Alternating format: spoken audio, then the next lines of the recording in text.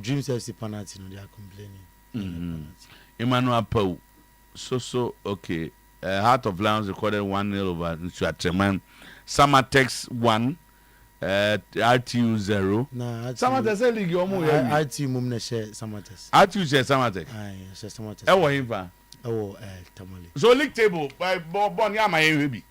MC no Nebeka the this committee has their charge against Great Olympics no their man conduct of players. Okay, fine. Yeah, kono no. Baba and then my time kakra bi na we had be ma we account for any news no because BBA do we here. Hey, somebody is using BBA no. BBA no we here no. And some dey see bebre. Kangen energetic drinking water. Alkaline water. And na ye bi di hu nkomo yi. Na dabe. Why then? Number pe otodan ya say the water set. Otodan was Spain. So was all got Spain. You know what? I'm quite to otodan be bia. And there's any news. What it is? Oh, dear, what it is. Now, my bronco is every bomb board. Omo league did also dada. Okay, so young can show one seven super. Nano Mamu didn't show come out. Oh, wait a minute. Echo palestra. Yeah. Okay, Kupama then. Kupama said 21 goals in there. Now I then was it 21 goals? Haaland was a 25 goals. Saka was 20 goals. Saka 20. Saka 21 and 21. I should go to I mean to Steven. Let's say. Radio don't be fine. Kupama say goes tempo. Me say Odu Kupama to Saka enye. Because of experience Saka enya in the league, wa ball, wa say consistent, wa esa. No compare any. Better video about it. Yo. Time I no pay a chair etie for me. Who say aduma me ye no just say na no ne ade nti we si amode abai mu kan kire omo ye beja wa ha won say last week no kan say odin so mo obi na nipa no typhoid ona ma mo call no ho no yes ye call ye me call her ona in fact odi dance ye me ko bi I made a follow up na also within 2 days na BBA free system no and am say anya dro he was marveled in fact anope answer na me free fie no na me wo gallon no ke kakra me nu high pH ni bi no na me am tam ye nam site na try into one toma ma no ye call urgent so be 2000 cedis be 2000 at a go min toma nsa time I me phone so obenhu za no pay police need 2 officers omo address ya no pay omo aba ma be gin so omo the enemy hwe say wow yes who is marketing the what omo ye ma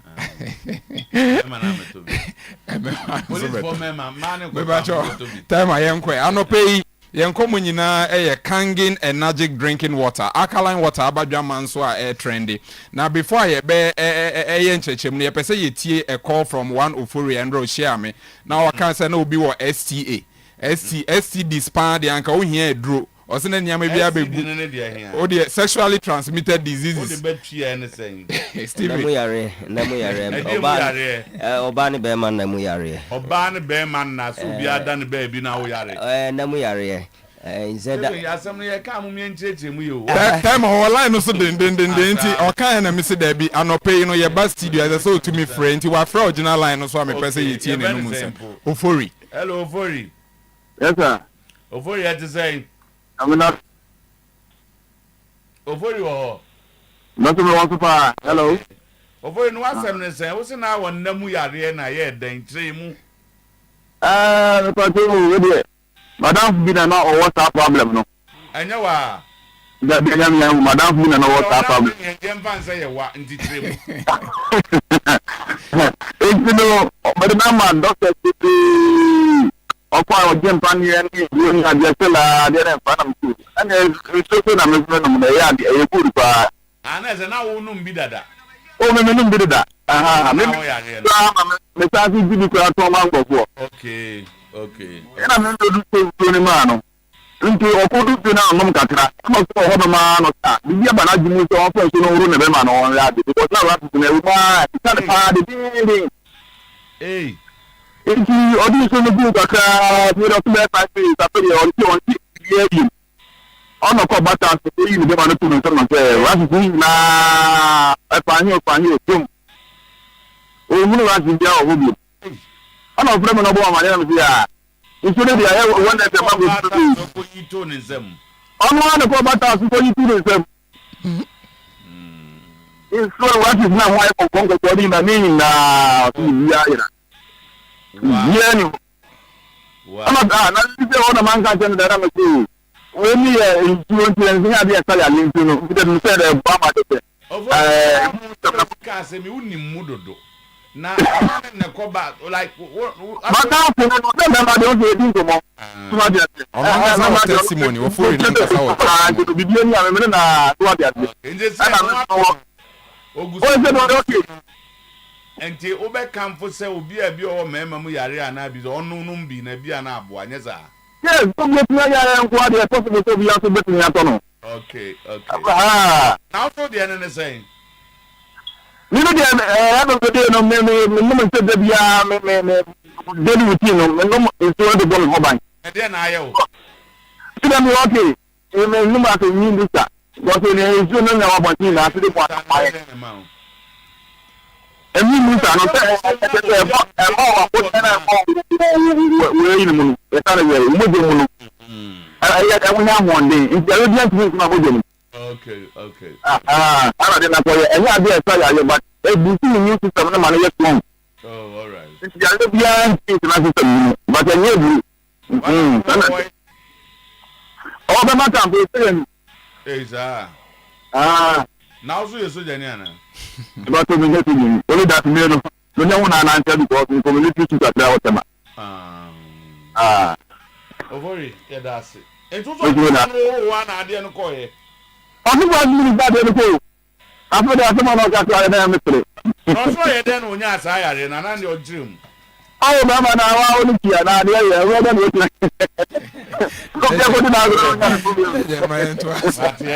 that's it.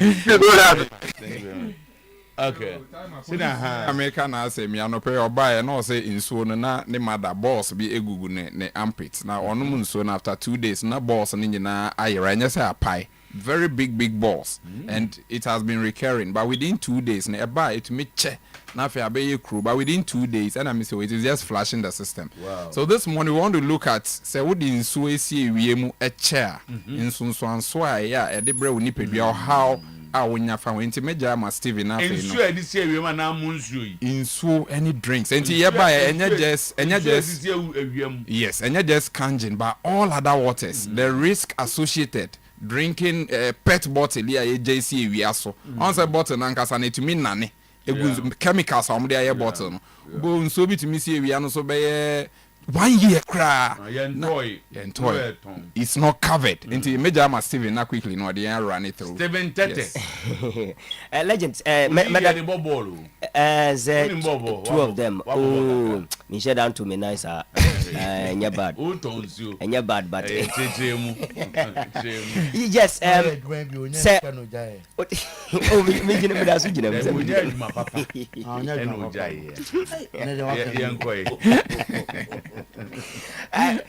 legend also one thing is say auto insuo bia say eye sachet water ana say eye bottled water hweto ano ya most of the waters no the package ya tro say may exposing it to heat and sunlight even sachet water ya tro enti say ana ya ka say expose it to sunlight and say emfa mfa wiem ana say maka mfa mfa wiem ba ya kire say odi besi awiem ache ti say bia meton wo store on say meton wo store no ye dia besi store na nim awia si so from anopa to anwumre ochina ye be ye ne saa na edidimu saa kopem say obi be ba beto ensuo no the more na awia no e hye no na heat no enya no e reduce ade e friend the physical chemical parameters of ensuo no the physical chemical parameters on say answer na FDA be chemical yes answer na FDA be approve ensuo bia no omedi ka say kangin o person obe after obedi ka beji sample no dey collab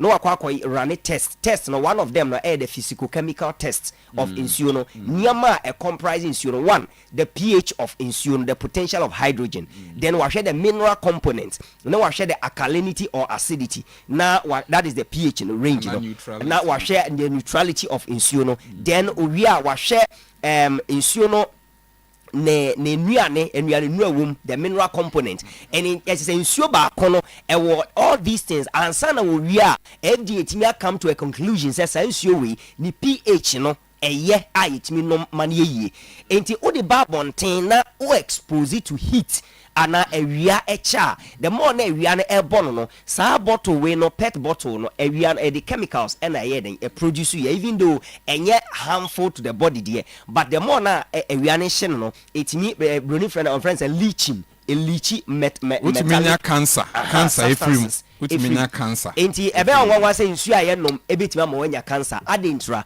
because say uma wia ne hye no heat no do so a sa metals no dissolve into the water na reduce nsu no quality na fe eno na ma nsu no etimi eye dangerous to consumption enti ya na de can say nsu no esi awia so cha ebetima man even pH no cry dey abafom ana say nsu no quality no reduce enti e say nsu bi e drinking water most especially alkaline water to say Kangen energy drinking water no always recommended say because of the mineral component no anytime ya obinya no obe keep no at a room temperature abria awianta moso every day ensi awiambo so mi nsi ago so mi na room bia begina room ewo Mali no any room ewo Los Angeles no London ni aye kan say modern say ebesi enwumu cool baby say awia no enhye no o say awia no hye na temperature no rise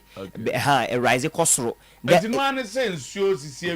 any drinks general education the physical chemical parameters and as a component of insulin legend when we say near tra no pay obi be fan say be agro na yedi but we cry is a serious education we didn't come just because of Kangen but to educate people you see waters and drinks under the sun.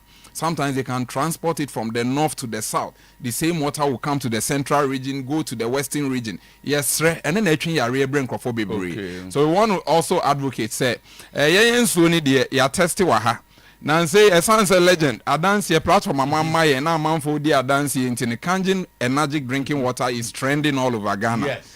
And I must also recommend and thank you some platform into most people outside. They be a US, UK. They are buying the water for their families because after hearing the good news, they go and research by reading on Kangen water. And that is the beauty of it. A be after home every akoko say omunso ya alkaline water. Yes, Robo modern enya pH tester. Net test ya no pay ma test ya Kangen e ma color blue. Ha obi de na ma test. Nipa ne de na yellow. Meanwhile no so atro ni so no say 8 pH. 8 pH the anke say etumi ma blue color but utumi say we acidic be 2 and you go to ni ade afia na abete so obi de no to Kangen na ezi ni yes 25 Ghana cedis 25 Ghana cedis 1 liter and I paying so no legend the last but not the least Otuo make sure say tax stamp no bosso we need free Kangen water making sure say tax stamp bosso and na here Kangen energy drinking water so you can get your tester and then also test your distributors and all the regions this time into your best your office line here 0241 449191 make us say ya mesra na born again the Koforidia distributor no Koforidia distributor ne the sole distributor just or the buy close to 30,000 abefaniama into sa catchment area no be here so eastern region say there Koforidia o friend na pa into me person me man special mention ne den di dachi himalizi number ne 0249 642384 0249 642384 and aboda for near 020 8737 where ya Koforidia Eastern region namum o bia Ghana ha no hia yankasa ye office lines there 0241 449191 and 050 737 9474 choose Kangen choose wellness. All right, thank you very much Stephen. Yeah, that's a chairman one kabi Ana di obe. Obijai. Yeah, brother. India someone. Una aye den. Man, I'm not driving. Oh, okay. Send a word one in here, pa. What one in here, Chom, you know, one drive well among consumer. And over one drive on my comufi. Just somewhere down. And now, Che will be a while over. Only girlfriend be a better channel. Or a one and wow, and we know any problem. Oh, there are no people for so expect is over Bonidia. Any giant now on toy and run. Why? I have a problem. But yeah, going Fast galore. But it is yeah. Why have you getting down in the car? Sorry. No expect so boni din maybe our monan bofu nti na mti ja na otin anim no dia bra ka beti am but yes boys no mo ye bad ya na lawyer enti say all right tinti anopay yema yana hwefo special good morning na yema mo nyina makwaba emran sanso say anopay enkofom krosun sema yensa aka na edi adencheche ewo kofom kroso epumfumpa ewo kofom kroso no yedinina ato anim ensam no edoso nebom de disafata se wohwe na anopay wotie ena yede ema wo kitikiti mampole bi ena ewoma akansuo yanom akan bunu pa anopay yabeto yaboase na yatrenom na fe ya confirm emunu nyina ama yanahwefo ene yanatiefo ena anopay on Facebook Oyerepa Radio Oyerepa Live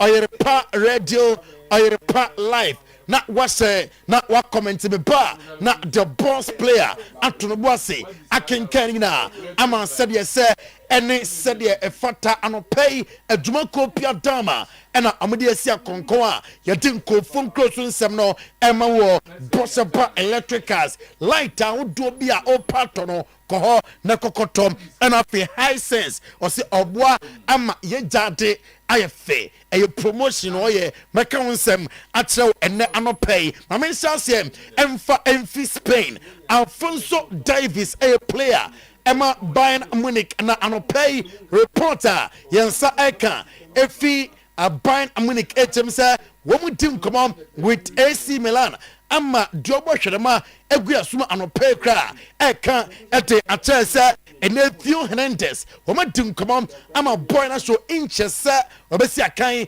ama Bayern Munich into that bia ote sa Alfonso Davis so ema be adwuma ama Madrid ema sansem no enyo nwanwa odawani eko ensem fufuroma de yetinie Kylian Mbappe Lotin Real Madrid nkakra womo ejele up sa ene UEFA Champions League ida sa Paris Saint-Germain Joe womo anjo babi obewie de bia Sadanom na preparation chance makata say before Euro 2024 what about to say obesi akan ama Madrid ensample ena wako Euro 2024 eno aye Mr. Kylian Mbappe Lotin wansem ena anopay yede eto anim Zinedine Zidane weekend odinkomo na on Sky Sport for ana twetwenkomo ena ombusa ne say on Wednesday a big game Real Madrid against Bayern Munich or Santiago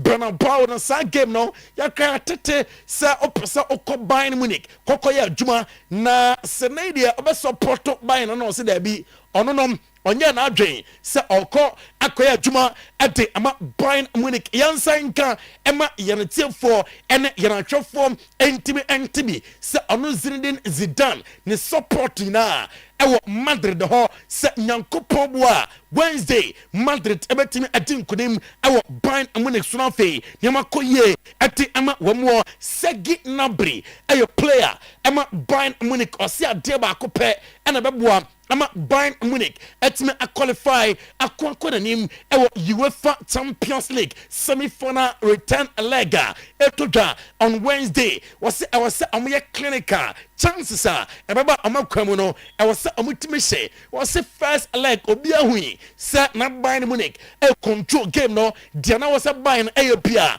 na omo eye na mom say omode ball no e to atena eno na ayeden edi ama Bayern Munich Victor Roque no kranisa ni agent bofu wayakoda na Barcelona fans no wogidie pa se Victor Roque ba wetime abai goals no abese ede ama FC Barcelona nanso obai no onya playing time with FC Barca Jayate Buffy Andre Kiwi ono ena agent ema Victor Roque o say one one tiase sa ene ayakase na Victor Roque woman ensia kan Xavi Hernandez ema no emo bono bi odwenwa on tiase na loan pa de no loan for Victor Roque sa obekwa na Barcelona turn permanent at ama team for and no ayansema if Victor Roque ni agent asuye totra enano pay na the French president Emmanuel Macron and due to the wambo Real Madrid na ese kutia ni mura o say obe edge clubs ni na sa Euro 2024 mo nsi ukwan se amoma opinko Euro 2024 sanso ena ama nsi ukwan se Olympic Games no woma team be entime enko woma player bi nkonkosi akan o se team se wodo no enjoy am players willingly am pesa am bo Europe no na am konkobo na feni mo nyina entime enko ye emfa amom Xavi Hernandez according to a reporter yansa ikanye Okoseyo Busquets anasuya kaneno na a player ema Barca na 7 say nyankopon boa next season yebehu Barcelona ye se afi ana anko ya ema fans so mutrim se ai anko ye yenja Xavi kwan Xavi kra ontiminya adwuma no emfa ema Barca osida bi wo munya botrem emfa ema no o tidie se 2025 yebehu mo ati afi Xavi Hernandez wo eno ayasayo Busquets anensema woti atuja 36 La Liga title afi Madrid ena aje after the weekend wo mutin kunim ewa counters so nothing anyman koye ama Barca na Girona esom 4-2 enom ana Don Carlo Ancelotti o say celebrations ni bebia omo fancy wo nothing omo concentration enko Wednesday game no so sa omo tin kunim ewa Bayern Munich so na omo do finals ria celebration bia omo pesa omo celebrate no omo betime a celebrate eno ayansema ano pay Don Carlo Ancelotti at Etuja on Oyerepa TV on Oyerepa 100.7 FM. Yanko England na anopay yantwaso Enfi England weekendi on himself Nema Koye Emma Liverpool Emra Liverpool Asha and nine ama Tottenham Spurs ati Academy Mieno Jürgen Nobert Klopp trene Emma Liverpool nin 7 say are you happy with a modern bar the Marantana a boy in the game ningina mo anisa na Tottenham ekuta good squad Emra na amo enye team abaka say what scoreline na abaka say Liverpool say 980 and one no was in a game no at na papa enti obo ne Marantana abaso former Manchester United captain Roy Keane and to just onom ohwe kwanya Jürgen Klopp efaso e coach ya enka obepe se obo under the auspices of Jürgen Klopp empempenyi o terms of Klopp e manager bia no kraniam sa wuni jidio player bi mo a o de fa no koma Klopp obama sa player no ay super player kwanya ofaso any players na ekase have Elliott why an exceptional player and the Robertson nom na Trent Alexander-Arnold nom na amo exceptional players under the auspices of Jürgen Klopp eti kama pe set me bo under Jürgen Klopp rekin nsema wati etuja ene ano play na Nico Williams na so ya Inyaki Williams nuano no osi akan ewo Athletic Club Bilbao na anopay reporter mensa eka HM say nano ensem beka ye se team Outdoor etinatinum and society the lives of Chelsea nom na the latest update on Nico Williams and say Bansa Xavier and Des aka ete ache empeni for deconom se amunya dombe pia na amfa Nico Williams emra na amaya juma emfa ema club no Jurgen Klopp ena ede etudwa se English Premier League no Ukrainian anwa edene se otina ba bi ka se team wey wajawie team we wan ya surprise abebrebe etimi esi na osa kabiem se afi English Premier League se Liverpool ejeno oya Liverpool fona you are dream free so Sameraka no entai NC se Arsenal e drop na eneno Yakonya City na wa drop na Liverpool abawene match sabaje league ndabi na mom no amoko match after match se esia fine and no iron sma oru no eti etudwa mayentie Jurgen Klopp and after say o Liverpool 4-2 no he post a match conference and some way and other tudwa I don't know if I know, because I never thought about it. It's a bit different the first day. It is an exceptional cup. It is so now since later I've finished, from time to time in other clubs I look at managers as well, stuff like this, and you hear always what the manager needs to do and needs to have. And I always first ask myself, did I have all that when I arrived here? You don't think about yourself like that. You have to. It has to fit, and we were, I think, all lucky. It's a win-win. It was a win-win situation from the first day. So I said I enjoyed each second of it. It's absolutely great, and all the responsibility and love what grew over the years is a big part of the decision I made. And so I'm absolutely fine and in peace with the decision, but I didn't think it was too difficult, to be honest. So this is very difficult most of the time. No, it's really difficult. It's just, that's really draining.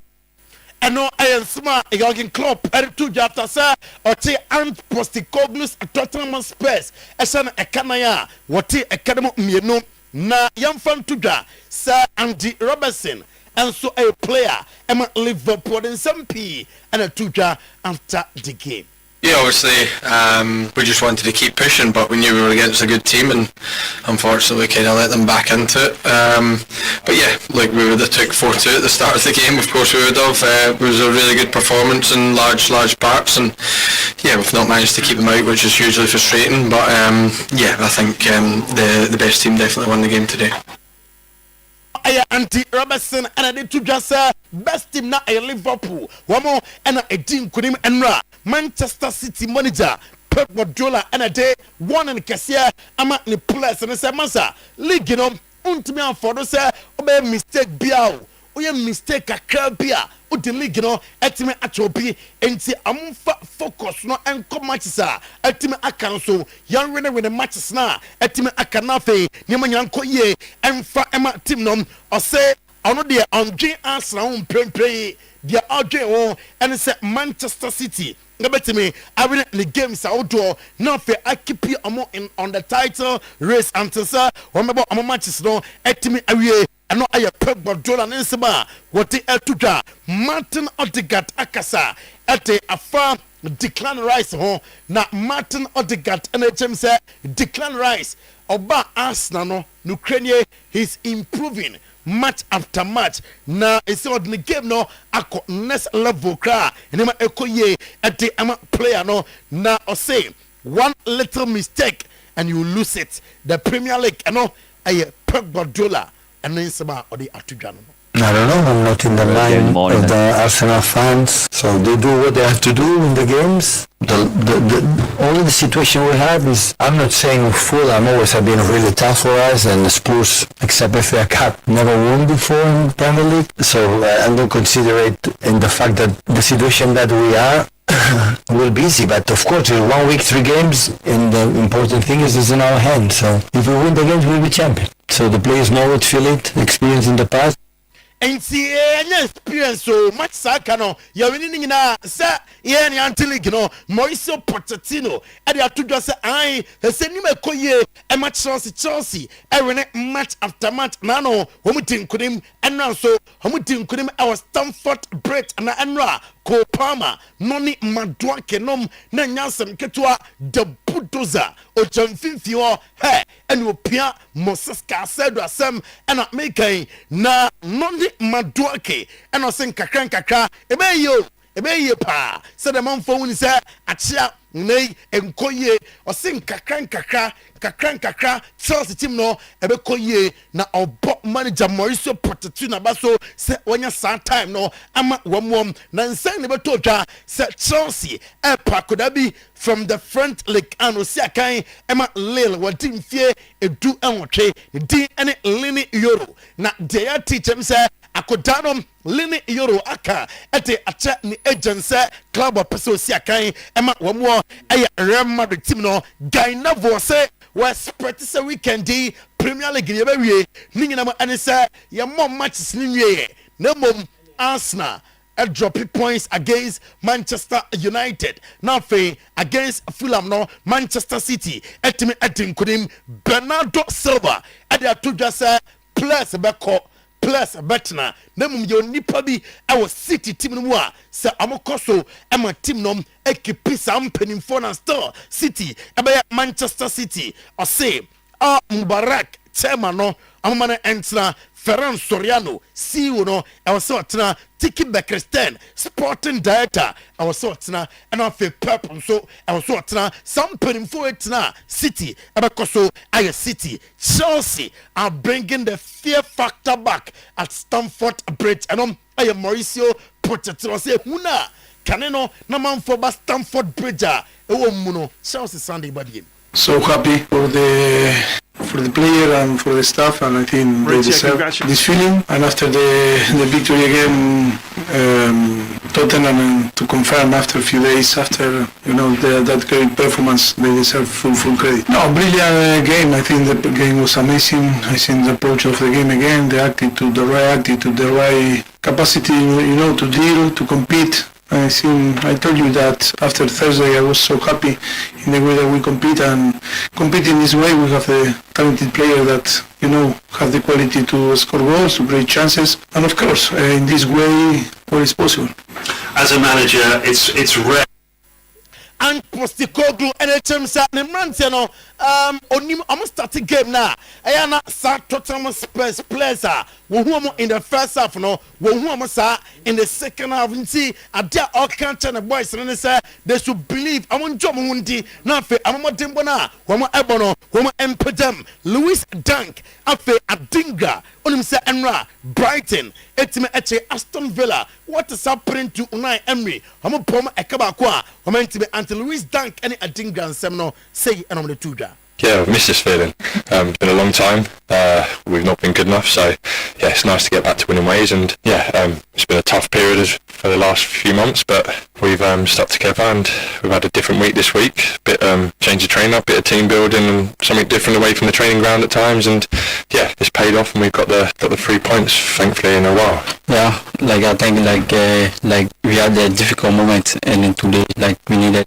Now, Postecoglou no nya happy cry after say Olusu to that of Liverpool over the weekend in the post-match conference in same way no the two. But at least like our last sort of 2 away games, today was more like ourselves. I thought at least the lads were trying to play our football and trying to be the team we want to be, and that gives me something to work with. So it's a disappointing outcome, but I thought at least we tried to play our football. I thought our football in general was good. Obviously, results na ban there no Ukraine me disappointed and so me pesa me mrante na ebopo na edin kunim no enya sa na yenya no anopay ye be ko Italy ohun na Max Allegri edin sembia to Juventus in Roma game no about 1-1 nembom Nana Adwoa Yerintiwa oye adwuma e wo ECG Regional Warehouse Kofoidua na yama happy birthday Messi Tego Kwaku ne ba eno no nti yenu nsentweni a yene ne ya adwuma bibia ekoyema happy birthday Max Allegri ena edi to just Juventus Ukraine official they could have done better against Roma game no na 1-1 na mom no na maintain chances bia senka omu make good use of chances na enka samra ya say enka semnom asem fufro Stefano Pioli or say Milan Ultras onim say Milan Ultras no enra eduba bi kromo fi stadium ho onim say amod to dwa say with honest and of management niema amoye otim amoni enje ho etu aman support club enuma na wase amoto woman tojom no niema bebre ena ankoso e was stadium enra na enom ena Stefano Pioli or say fansa na amwa keva sant ono the obeka and say amu remain silent sa niema nyina eye niema m1 ema football entime enkoso onfa blame no bebrebe emfa emom the obeka and say abepa amacho say this is the club, this is their club amu support amu na say yo consisao ena eti to just say Ukrainian obeka mo piate say enche meet the betime akoso na fe wa move to Milan na okwakoya juma ama AC Milan on Porto mpenifo ni hwia na obemeki sa move no Lautaro Martinez a confirm say oye happy with Inter Milan onye na adwen say ofi Inter ene ana say etina yamra metwaso emfama mo ene anopai after some both player ebetwaso na ene so no a fully pack and into my main car say me fa konya ketuai na mako asafuntwa ho me ba ya peno legend Sometymer Otuo-Acheampong etnase na timni nyina no etumi aka ho tibomadim so bedi machi sanse me ma onyama pa sapomdia me kasa wura ho akese one touch na ho atimi aton ade na me kasa tokofia na chese bibia ayekamanti na no twenu mpo wose di obehemu bia no ya monye na entumi enye kama medo ba be kosanse nura Christ inspired ministry na nyasem ketwa ho uwie pa o se me ma onya kobena rice no wunya bidie phone de obia elton bi uhia de ne bo no fom kakra eno nti na abehia super lovek de no na wakọ no mo abedie ne hono de bia nkofo begusu akọ sanse nketwa ya de nketenkete no wone wo nyina na esa edu akaraka no a ne afre ne sabe kakraka sa ba o brana beje na no so waje Pepsodent cavity fighter toothpaste eno nso ya dura mema obi na fe wodi akọpọ sen Electroland showroom also tumidika na akọ tansa wonyema no ebeche edi amount edino eye power specialist heba hospital yes eno ena nyema ye kama enti amenka wo se honso medo ebekọ ho quick credit de o se nyina ye kopa bosia ye de tetre adwuma no mu na me de franco e de atwato e de amount amanyema jejina so kama happy birthday and confirm Ronel na Okaile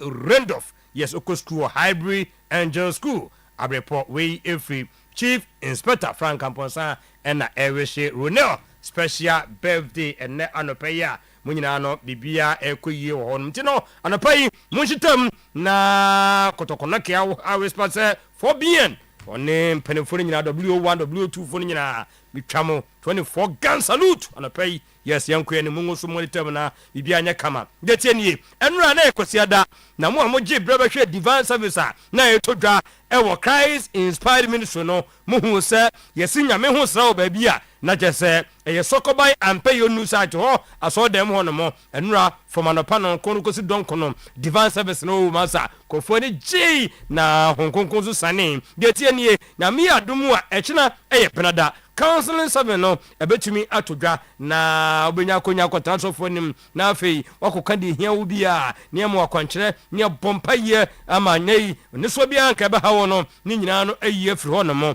anopa ho a ukuoda deliverance na no so 9 to 1 and a deliverance service no etime todwa na afei ya wada ya home on Friday morning service 9 to 1 and as adwumadie nyina no etime ekoso enkaye na mebo wo samu amo kosokobai ampe yonu site no na nyame wosa no abaduro eno nti bomodim sanse ye de ye kan de bia se Yesu nti mesin nkurumdifo ye pese wo so sin nkurumdifo di namba yi na frɛ na afi bibini a ye no emompaye 0243 263 899 0243 263 899 0246 249 753 0246 249 753 na nyama edida na kwam amone de obia edibi yese 14 jasa no anyi bia yese mo wure ewu enu ntina meka wo se mema nkofo ni nkodi nwiansa ansa no woni mra ho so no na je se aye disconjoy da bi se sie ni edi e de akosie wieye sansa abra rice mugusu di kobra rice nso ye de abeka ho omo ye special ntoma de bia nso e special amon wudi a anu nsuo no ede na obi ba kra no wate kakra bi e de asi na wu table no so na oba bedi a wotimu se fie ho ai no otwa nani den na ekoso wotimu se yes ni nyina no e ye kobra rice aroma no e na fie ho no afa babia e be fa babia de a mpanimfo ene mofra ye die no de e ma mofra ne se e ma wonyinim e ye fe panyin so ye di a wotimu se yes e ma bibia no ejejina so ene wabadwa so yi wo to akoton wo to bia kodi a make sure say kobra rice no enu bi ene wato sansa wo to a se benya mfa so wo so wo di nso a e de bibi sonko na de ebra wo food and drug board omoju tu omo no stamp ni timase panyan nti udu supermarket provision shop pia no a wo se kobra rice eno ene ne wo hia super lovek phones ya me pomo me ya chinji fo kakra me ka de say was da bibia na Clementino asa wo no wo di dance wia nti de ye wadwen so class oh wo de so wo phone kwa papa o mpe phone bi na ato na mom wo pese wotimi bo modern na wo compare price no a de tie ne se obetimi bo modern na wakọ okọ a na owura ho na obusa phone we type we no ne bo yesen ufuru akọ next o mo so de na busa na fa ne mi no tutu ho bo hu se super lovek de no ne bo no from kakra eno nti bo modern keto bi aso de nsa sa sika no ka betimi de atokova bi de asa ho betimi de atobi bi de aye phone ho nti bo modern se unam babia o Ghana hadia super lovek ena ne de no aye lower in prices tina make out say wholesale and retail price no ne aye bo modern aye ho adwuma mu hia brands which is Samsung, Tecno, Itel, Infinix, Nokia, Homer ni nyina no brands a ye de ebani bia mo amadu adum Prudential Bank ho no pizza to nkraba tare ba ko so otum first to one mo kejeti market no ba ko ne so no mo amadu Morocco no wani Access Bank no and the bank kejeti ade ye ba ko so MTN office one mo attack so wo bo modern edu food bridge na se ba ko ho so fly edwo so mrono bi te se sunyane techima tamale go so brekum wa burger opuase kofodia kaso a shaman takrade madina asimfosu honyina no super lovek so you go so was say lower super lovek phones no always lower in prices super lovek phones was a phone mu headquarters 0501 635 621 0501 635 621 abe Herbal Clinic ye kwatana so apatapa New Side Junction metaka de bia se yade nan ketenkete ne de ye no munyina ba sesan wie edu dirkagiri yade no de mu hu no ne afere se da bi da suom bana be saseke se ne mayen san se nimguase bi ba betu yen seke se yade etwere gono hepatitis B aso na typhoid menstrual problems insisisu ye pressure no mane nyina kama also no ye twabre e de ato ho eno so betumi akọ diabetes no obro mpane akro na atu no na misro e de ma wo san se wan hweye ye kwa kotwa nan enuru sa wo kwa be ho no wo hwe modem akum de wo mu no na afiasa ma oduro de atare kro no so na atu ase e de afiri ho ama ho atimi ato e wo no wo ache dodo sa so na be ma no fo na ye fon mfa nko de stable asofo no sa so mo nso wo problem fa ni nyina akọ abe Herbal Clinic ene eye juada nti Monday to Friday men ko Saturday ko Monday to Friday 7 to 5 p.m. tana so apatapa New Side Junction ofatana so usia ofo be pono aka krebi bo san sambod ma kwesuo osa kwa apenti abrosano yellow na so ba ko sai si won mu ho na be nso abe na kasa to doctors ne to o mo te 0243 345 392 0243 345 392 wawie ne sa no awosa wosena wode koya akokasa good doctor no so wode koya akopɛ school ma oba no wo kasa gu nipa no so obon so abofra de my mama de na yemfa no wadwum ha sanse ne papa kra no wo kasa ne ya home family ni nyina ne se Pepsodent cavity fighter toothpaste ɛna mo de twi mo se nti mo ne mo ma ne nyinaa no mo de kopiem how to say yes bibia konkan we no hwehwɛ nyema ide gumu a enye nwanwa sɛ times 10 stronger say potato teeth ne de obia ni ho na ne de ɛkyɛn no ye de profluoride macro calcium ingredients no ne de gugum nti a make sure say abusua nkyɛmfa sansa abusua na be twom se anopa ne anwumre bɔ modem na wunya 175 big family pack na ebi wɔ hɔ 120 ajakwa pack 65 and you 12 in sachet and also ɛwɔ hɔ we nyina no tina make catch up say brush uti anopa ne anwumre ebra Ghana Dental Association at the stamp no at the etimi so was a serious be our no here pa anti pep student every small martis Electroland showroom me do ho uduru ha ye fani ni ani nhoni a won top TV na copper fridge na wopɛ air conditions efie de man asetena ye de ne woto no nyese air fekeke bi hwa so da bi air fekeke ebeche e de ma wo san se ne sika ni system no bebre sa enu nti opɛ Samsung brand media TCL Nasqua make sure wura Electroland showroom unya bako ewo Castle Road Guinness Junction ho kasipa no ho top high level fm nie eno so bako ho wona moboase kwantempon so a wadu santase alert oil no eno so bako ewo ho to ade ne ente so ne nsan chow gift eniwani mu no a 0543 554949 0543 554949 Electroland showroom honam do ekoye ye kofi yase Lake Bosomtwe opposite Jasbro filling station Cranford no munshia kwabenya poku yase ACP Mill Road takrade ye wo Anaji Estate ye ne primary school no ene ben ni nyina no se power specialist branches ya mediama we wo kwa hepatitis B ni yetu ase na diama wo prostrate no ma dwonso sam ensisi so hanso na ba bi akofrichi se ye ball se ya kwanhia bi no anya ehwa a ne babo modern etima manako kidney problems na doso system no mu omunyina no etu ase ewo power specialist ete ene si woni so kompo sanso ene ni nyina mo no so obeso so tie ayemfie ho enya nika sciatic pains no hawa yade nyina no yade ko branches amede ema wo no we echi wishia Herbatin herbal mixture powder ya to bi ko fie ema system na koye strong yade bi antimi venture jirikajiri herbal mixture mema nko aduro no no mamu gina mo na so di mensam himfifre anwumre ana se tambia se ya meme fa ye obi nso fa ya ne de ti anytime o se jirikajiri ewo ho adua ya herbal malamis eno nso 2 or 3 de na se honam ya na betu ase kofka ne de ewa no de bofri ekokoso no na se ekoye kro ama wa hwe asem akoto kopebi adua ya herbal tonic eno nso be mo onum etimato so bra wonhia blue care bia Misty Herbal Apidang Fedimens Dani Herbal Colenac Angelos Tabia Adia Mary of Icon Pharmacy 0244 544422 Quick Credit and Investment Micro Credit Limited yankopa busia emfantetre adwumanemu enyampemanim Ghana card ene ne ehia startup loan emergency loan salary loan working capital loan existing business loan we nyina no Bank of Ghana edi 2 million edi ama quick credit de makan ye de kakra be die tire na aka che na afei ya bomodena pushi edi ama ho na business no ebomi 0302 200 390 0596 920 833 na no so watimi akwachi mama nyama ye kama ne kwakwa mu no eye Franco Trading Enterprise Franco here woten nkape in terms of Nokia phones ehwe fom gbura wako forward here Samsung iPhones no ope type ben ebi wo hono smart TV no ye mo modern afei ye no so ye nkope bi na enyema enye kama me kan sa CCTV cameras no eno no ebo adwuma ye monitor video airtime and anywhere ba bia na ye video audio control de no enso e wo hono ye number no ye amempeke e wo Google kofo bi pese omu bukata eno nti o hwe W1 ama omunyina no monitor W1 upon na wu na Charles Mr Charles munyina no monitor of obi en hodia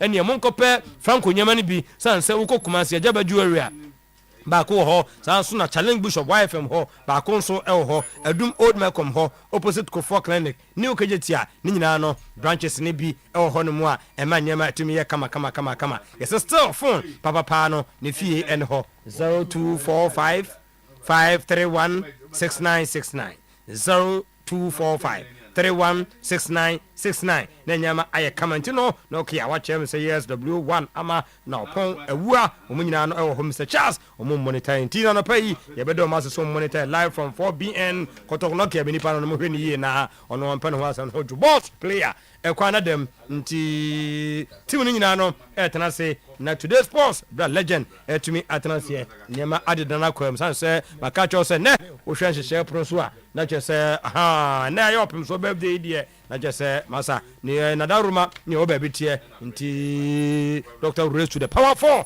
and then the birthday nti okay thank you so much Clementino the darling no the Liverpool sema na ye fe but I said temu de say we na fa Bible adintra na say ye pre quadruple ba ko penia yenya ye ti asama me I match is crazy me ntimi hwede aka we grade 8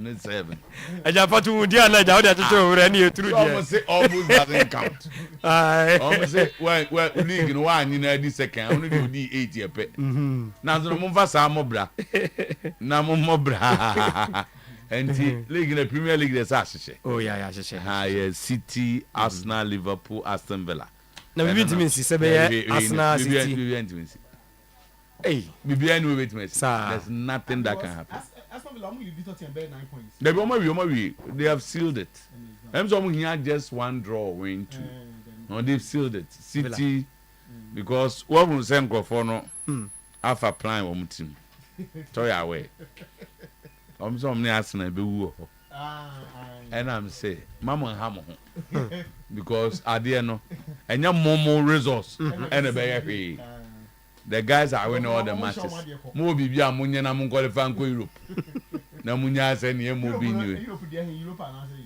is that conference one conference conference never so be the kaya mo tira so say man you level pa na be duru say I'm why then Europe and say Tottenham mofa Tottenham ne and mofa yeah this a conference ne bia conference dey Manchester so ne kan sa no ba sa na ba oje dia FA Cup deny so we Arsenal ni na so be league no never come on one ebo ai but so we better ni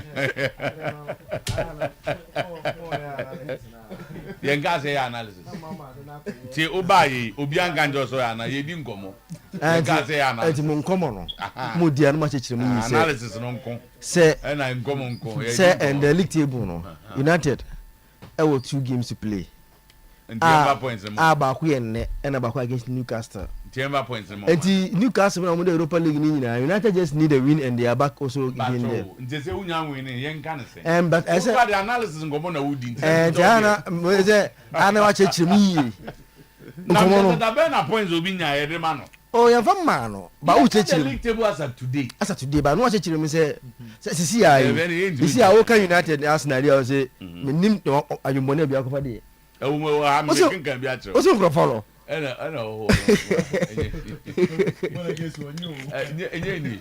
we are 4th for your one Aston Villa almost saying 67 points and 5th year Spurs 60 Spurs was saying 67 points Newcastle was 56 no about Chelsea 54 United 54 and you when you debate go game in hand there's a game in hand because who game in hand just anyway but for that say Zach Akwaba be fine oh be fine so bad so too and you my fine oh yeah okay is it go to go say the doctor Ogumzi Shekono yeah the real Ogum is pass come on for didi omomzi Ogum ayi events out no kidi omachi ase koma ha adwene pa dem komo ha adwene and Ogum and I win says Ogum Chana to grab win 3 points.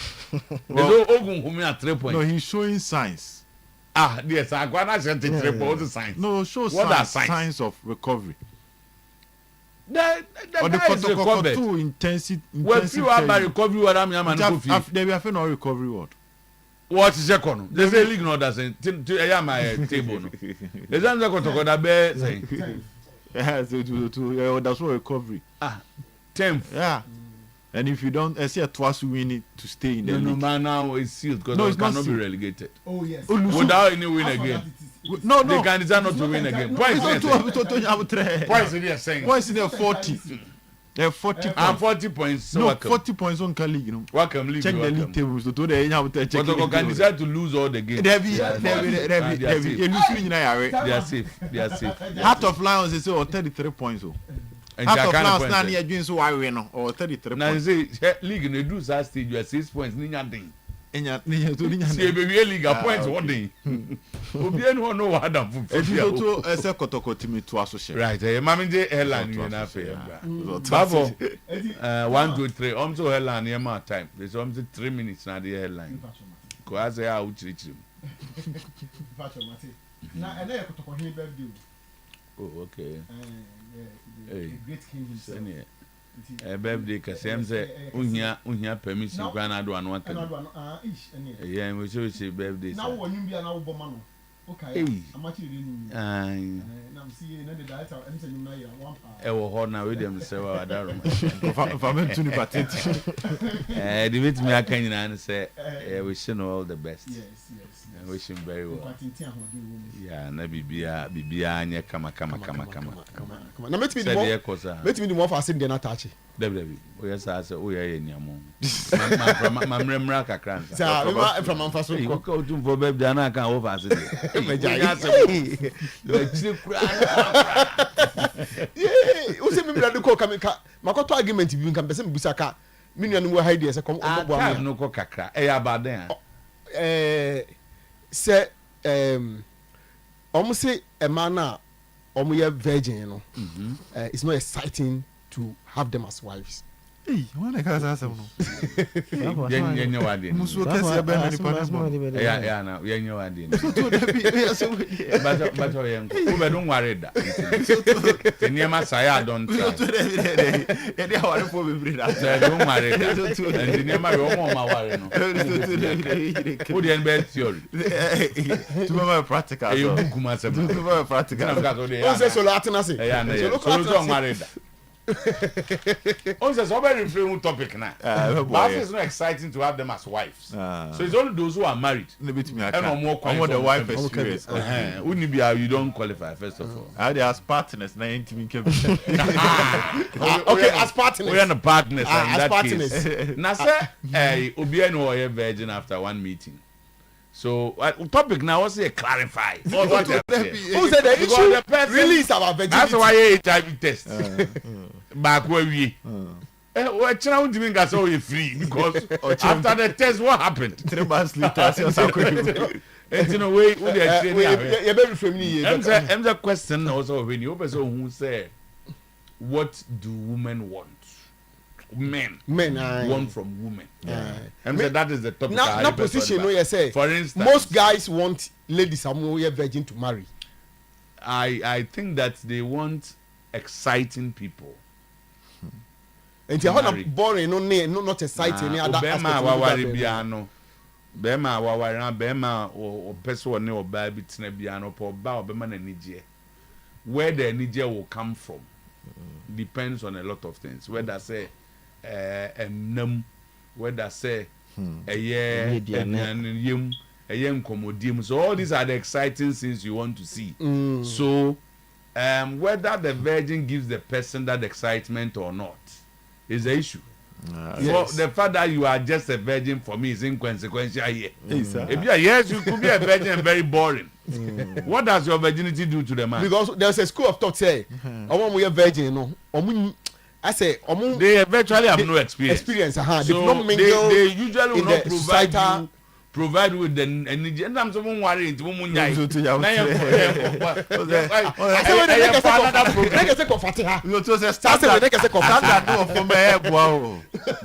Yeah. So also break you world record any suru bebre a ombre. Oka asema president mama kache.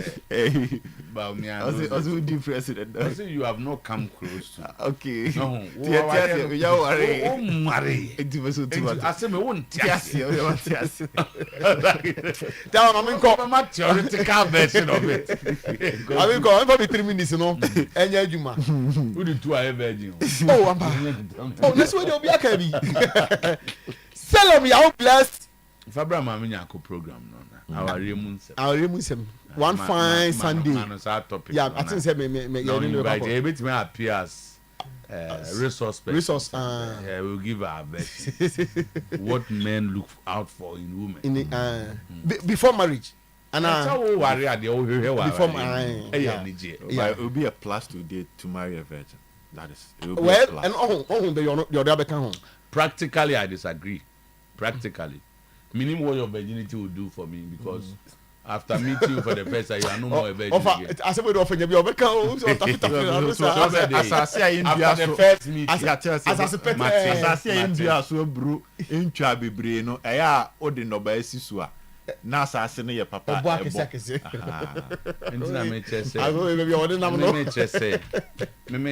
Minim the ono be in a woman. Ba bema o ware openije. Of course. Enije ye sebe nkomodi ono ne yidi nkita hodie enam aduane nuam kwa o hweso manage ni fie ama no. Eno ne enije am most men are looking out for. Because who is a virgin? After the first meeting, you are no more a virgin. But to sustain it in this era, a brave woman now maintaining virginity will keep you a chain copim bra obe wareno. It comes with massive qualities. Ordinary, that's what people have said. What you say? No cry. You can't say a co-feather. Yes, for a co-feather. Obu are a virgin because of where he lived. Circumstances. Obu on your virgin because of circumstances. And on to mine. Okay. You must be a new nisa or a virgin who should mind will be a sebi. On the bear man that. Me that's what I believe. What you say? Obu are baby oti. You didn't take no go school no banner or parental care. Only baby am baby, I won't know much as very difficult to be a man. And yeah, big that's something. But when yes, what virgins are. I know. What pure to marry you? Come on, some of your blessed Uber delay and Olympic fans attack referee Ayuba Ibrahim, Isaac Odum, and Ernest Akate. Tama, your blessed na ekofas Uber ne ma omo. Na Uber ne mada. Olympic supporters no jiga I say kese ko jipa leti ma wo mo anyi na fa Uber we say Uber ni Uber no nzonzo wa wanye no komo ye ntem ko ya nti Olympic supporters ni nya kwan anya access eko baby dressing room no baby na mo pie film na safe zone ho no na omo de kokko akwa attack wo mo correct omo smash your breast in the phone ama they have been charged by the FA this morning nti tama ama mwa din party am Olympics see relegation no ehunu na wo mo Morrison is now a super player after asking me to pay him as the DM, and I will keep asking Christopher Demenya and his supporters to stop ranting at my players. Prosper Nate Ogum. So see, he will keep asking the supporters, say Christopher Demenya Domano. Na supporters say nyom nya na circle for. Demenya da circle for. What the supporters ni nyina? Eh circle. No da no na supporters ni nyina. Circle for no nyina omo mother body ni supporters ni omo mother body ni circles. Na on na chairman. David nyom mother body ni. Just kubia omo support kotoko. It is the circles that is recognized officially by all the stakeholders. That's when I walk in. Na me just say wo kan that is not the kan na wo kan dey. Coach, you say, I will keep asking the supporters to stop ranting at my players. What's this what kind of circle for? Supporters now. The one that is recognized by all, and I mean all the stakeholders no. Circles no. So me mean to go forward no be and your kind no. What's the son asem no? Dabio, Mrs. Bibia. What's supporters no? And you go circle for nko where you ask a circle for nko. Tina make is to and his people and his supporters and now what blood no? What's the supporters? Some of the supporters clearly are not circle people. And that they maintain supporters and they instead of moving into where Tama we say na no asem si wo baba yare nya supporters leadership na frɛ wo mu. Your friend one. Your first leadership no twu mu ni adade no mo police. Your first circle for. ba say ne nkofo bebre na ye normal ti no mo nya na support we dey wo coach ni nti men nkofo asem message na o say supporters no rant asom rant no mu uti no mu bu o say bu players na bem but no I'm told the numbers were good no in terms of attendance terrible nanya na ela am de ma me kan here it creates another impression o say no attendance it was a disaster na 3 o'clock kick off and 3 p.m. kick off until no with the prosper the message the players are playing well the message I bring o some person so say ball here they are playing very well it just also moko tama born again any so be boy another day of color spectacle as crash of Jesse marred the beauty of the game on TV tama eno nanye o say wo hwe TV pa o mo hwe TV pa de no kwanya manim ni o mo bre papa say born again the beto video no beto so no hwe bia tama hwe why and there was a match commissioner there were referees and everything legon for no all their omukala just 2 years and then the FH didn't allow them to register that 2 colors no okay has the same problem is it this or last the stubbornness of Legon City that's why I feel charge because omukala ni na no omukala bi as blue bi na say ni now meet and then we be but we dey na too much there was a decision say come share the orange top but shut down home the end down which is blue no that was the decision which was agreed at pre-match Ombejina Park no so na no normal share so Kotoko complained. I remember Hini Brenya coming to the fourth official and the match commissioner to complain and a game started so omuko water break no the match commissioner insisted said ka Legon Cities omunko sesa and almost requested so almost from ombo first half no ewie so that's what happened in the second half on buy no much change omo host ne omo down that's why the FA decided to charge them because the match commissioner reported it to the FA say omo disobey a decisions a course or pre-match and almost short sir come the home and omo assistant say blue no yes blue no any blue down so the shorts at least will help kakra nti na omo just mienu ne de ni nyina na ne kotkod de ne match but I think that is not right also alternative color no should be it should be distinct now was it we no omo make color ne red and blue and alternative near orange but elsewhere no obi register 3 the blue and no crowd nke be say crowd because red and blue red ni blue edede dem but who say ka blue no be yi no no they can't we na blue and dominant blue ni that just the red is the dominant yes so that's a rainbow be something on the house boy na issue almost say orange in the house boy na issue but say Ghana Premier League club only third one a home and away permanent alternative until that decision not to use the blue no and of course started this whole issue that's why even just it is a TV na no good for but if you are a stadium there was a problem yeah stadium no there but I was no but I was the problem is that you are selling it to other people but no who stadium there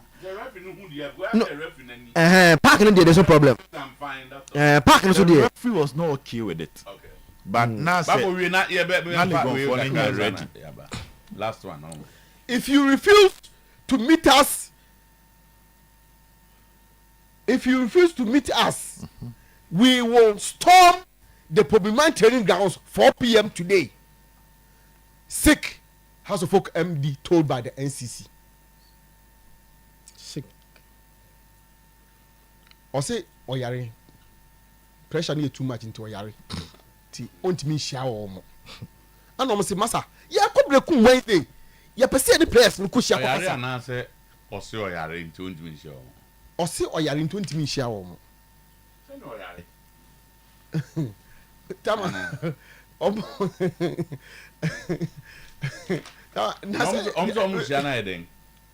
so initial.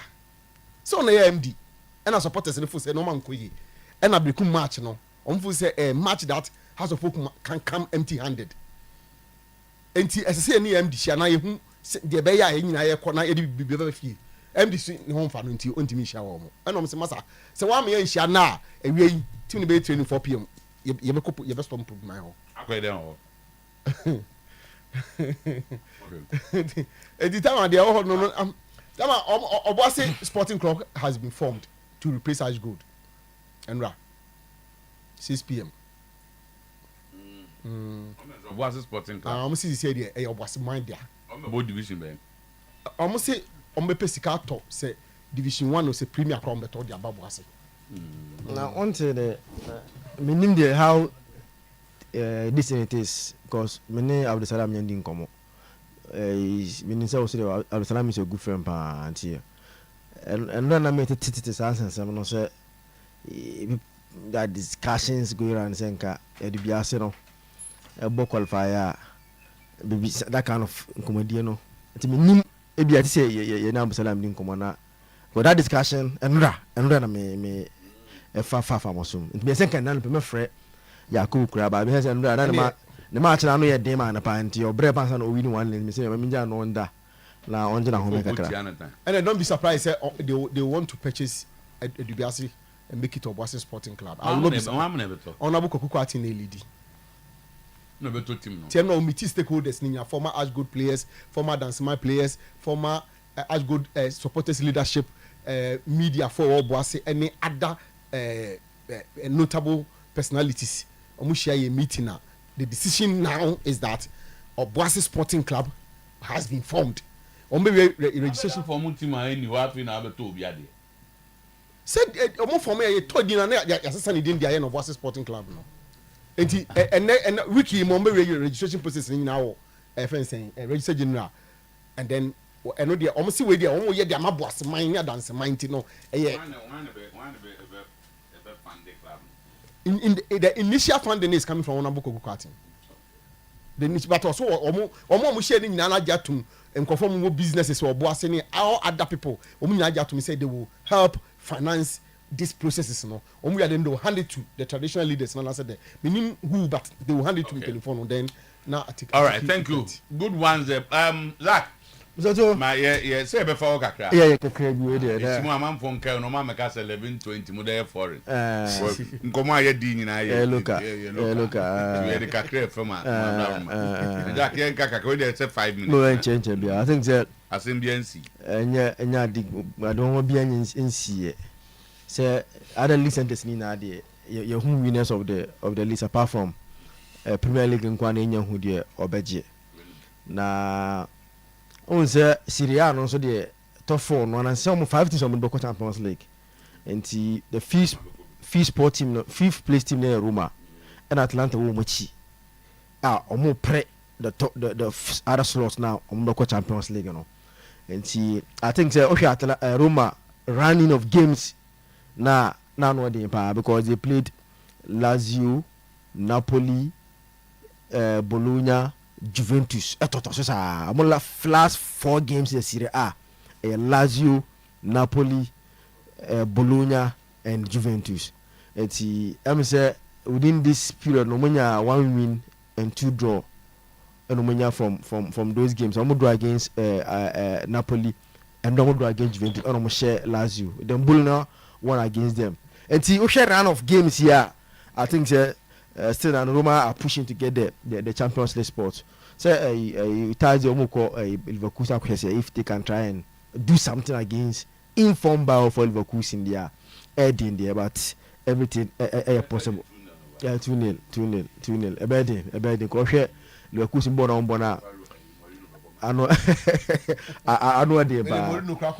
so there's discussion going on, and Metier Moleja, yeah, right.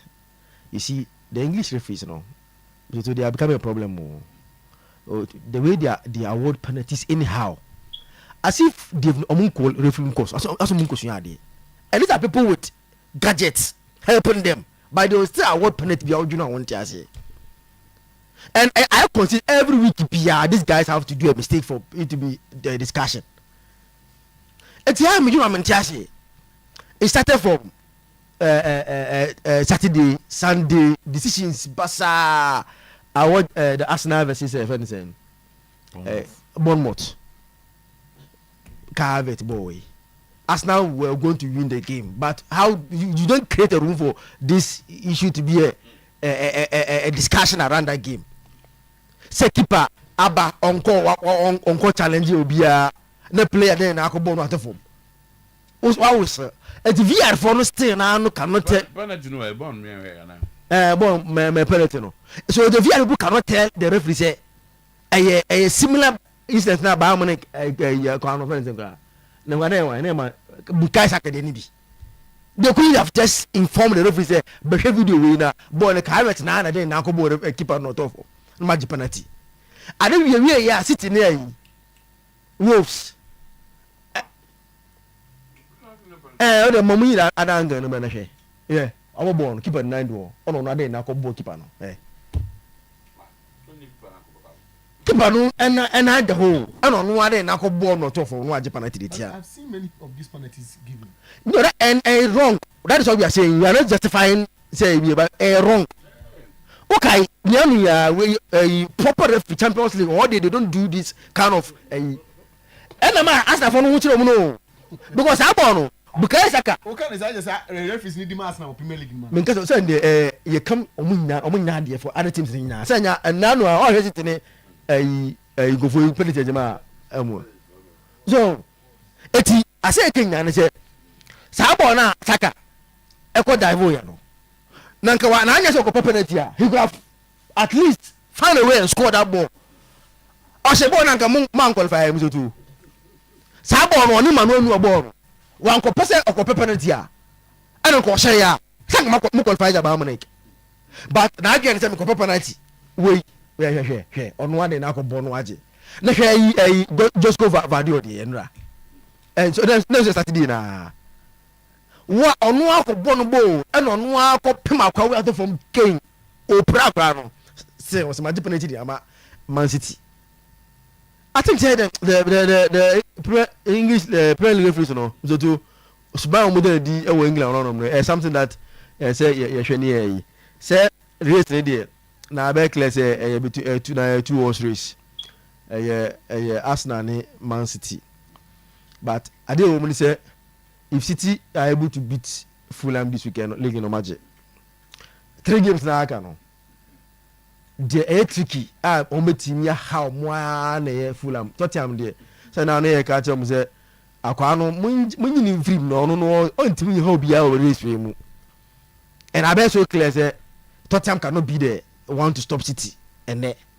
And then the only team games na aka no go Fulham, Tottenham and say West Ham in the last game. Fulham no sa akwa no coach no ayi Fulham coach no fan say oh who say oye stubborn kakra yeah Marco Silva and Fulham for nankasa when they are playing at home when they have their day they are able to drag you on how be on match na basabi the amount and you should 3 games in there if City wins against Fulham on Saturday and also early kick off and never had you know because early kick off 11:30 it's all about no be able na dey on we near that na dey em say the games in no importance no form because say the weekend Manchester team baby dwe no ho on flow bia on under obo no match or pekwanya what I was saying match no you are forced to bring them Crystal Palace oh boy he's a good coach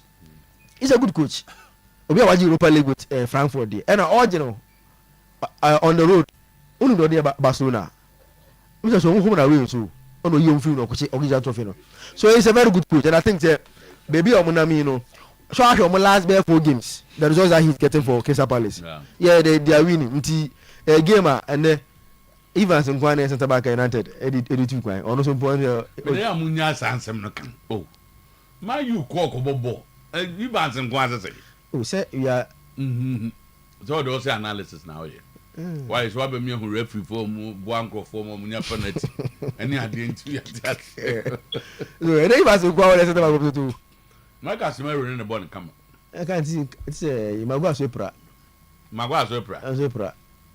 na dey training na moye no mu team no mo oh man everybody na some is Lisandro ma baba anam do mo train no say no na afi na o ma say some mu do mo train next match oh there be Lisandro mo the target is to get all of them fit for you know okay FA Cup final no okay because we believe say So be available. We can meet them. So boot for boot. But what happens to striker and Hoiberg? They say, oh, or buy anyone. What Jago shot? Oh yeah, what is he doing? No, he's there. Go banana. He's not getting the service. And somebody were handing them on your service. The last league game, United. On your services. Yeah. United created 6 big chances. None was to. Players now, I mean, no. First, Rashford. Go ahead. Bao for Leverkusen na juma na Xabi Alonso ye no. Some interview on the Haaland no, so we could call Cassell say on he does not care about what people say. Yeah. Johnny goes in cancel. So Leverkusen na juma no DFB Pokal more final. The understanding is just the Bundesliga. But in your Bundesliga and Kwano more year, despite winning it from Bayern Munich, and him say Bayern a club, because Germany chances of they winning it was so. They're on the verge of Arsenal record on here in around 2002 or more G League without losing a game. No, that unbeaten record. No, Leverkusen is also on the verge of doing the same thing because they are unbeaten in all the matches they played this season, which means that after 5 games. For them to end the season. So Mutimi shading now or magic treble without losing. Wow. A single game in the season. You say Bundesliga magic but 2 matches. Number 2 Real Madrid. To end that particular record. Into both out 2 matches, you know. Now the draw cray we are or magic or my invincibles nibi. Then you come and look at the DFB Pokal. It's just 1 game final. Or sha what general say a double final. No. I have to check. Kaiserslautern. Oh. Timudaho. Then he will play Roma. If as at now, Mashe Roma 2-0 dada. We.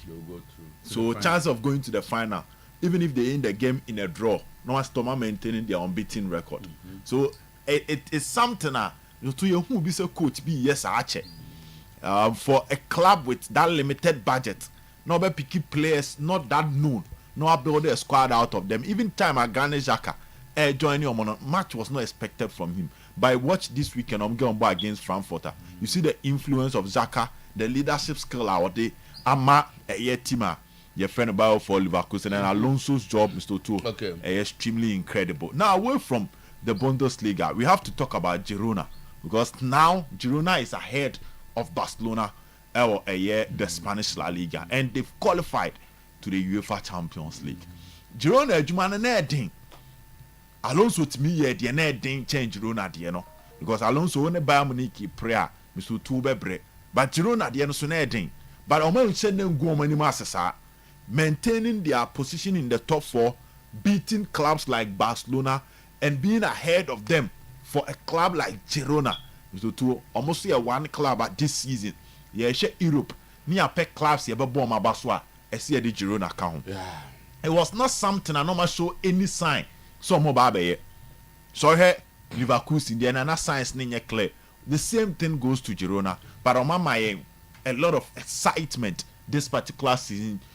Their mentality, how they come back in some matches, how they are grinding results. You are not expecting them to omo ye adwuma pa. It's quite unfortunate say maintaining this particular level will be another issue for Girona because easily amount for they will pick some of their players. Now it should be say Miguel Gutierrez, left back. United and is he still scoring? At time Dovic. Yes.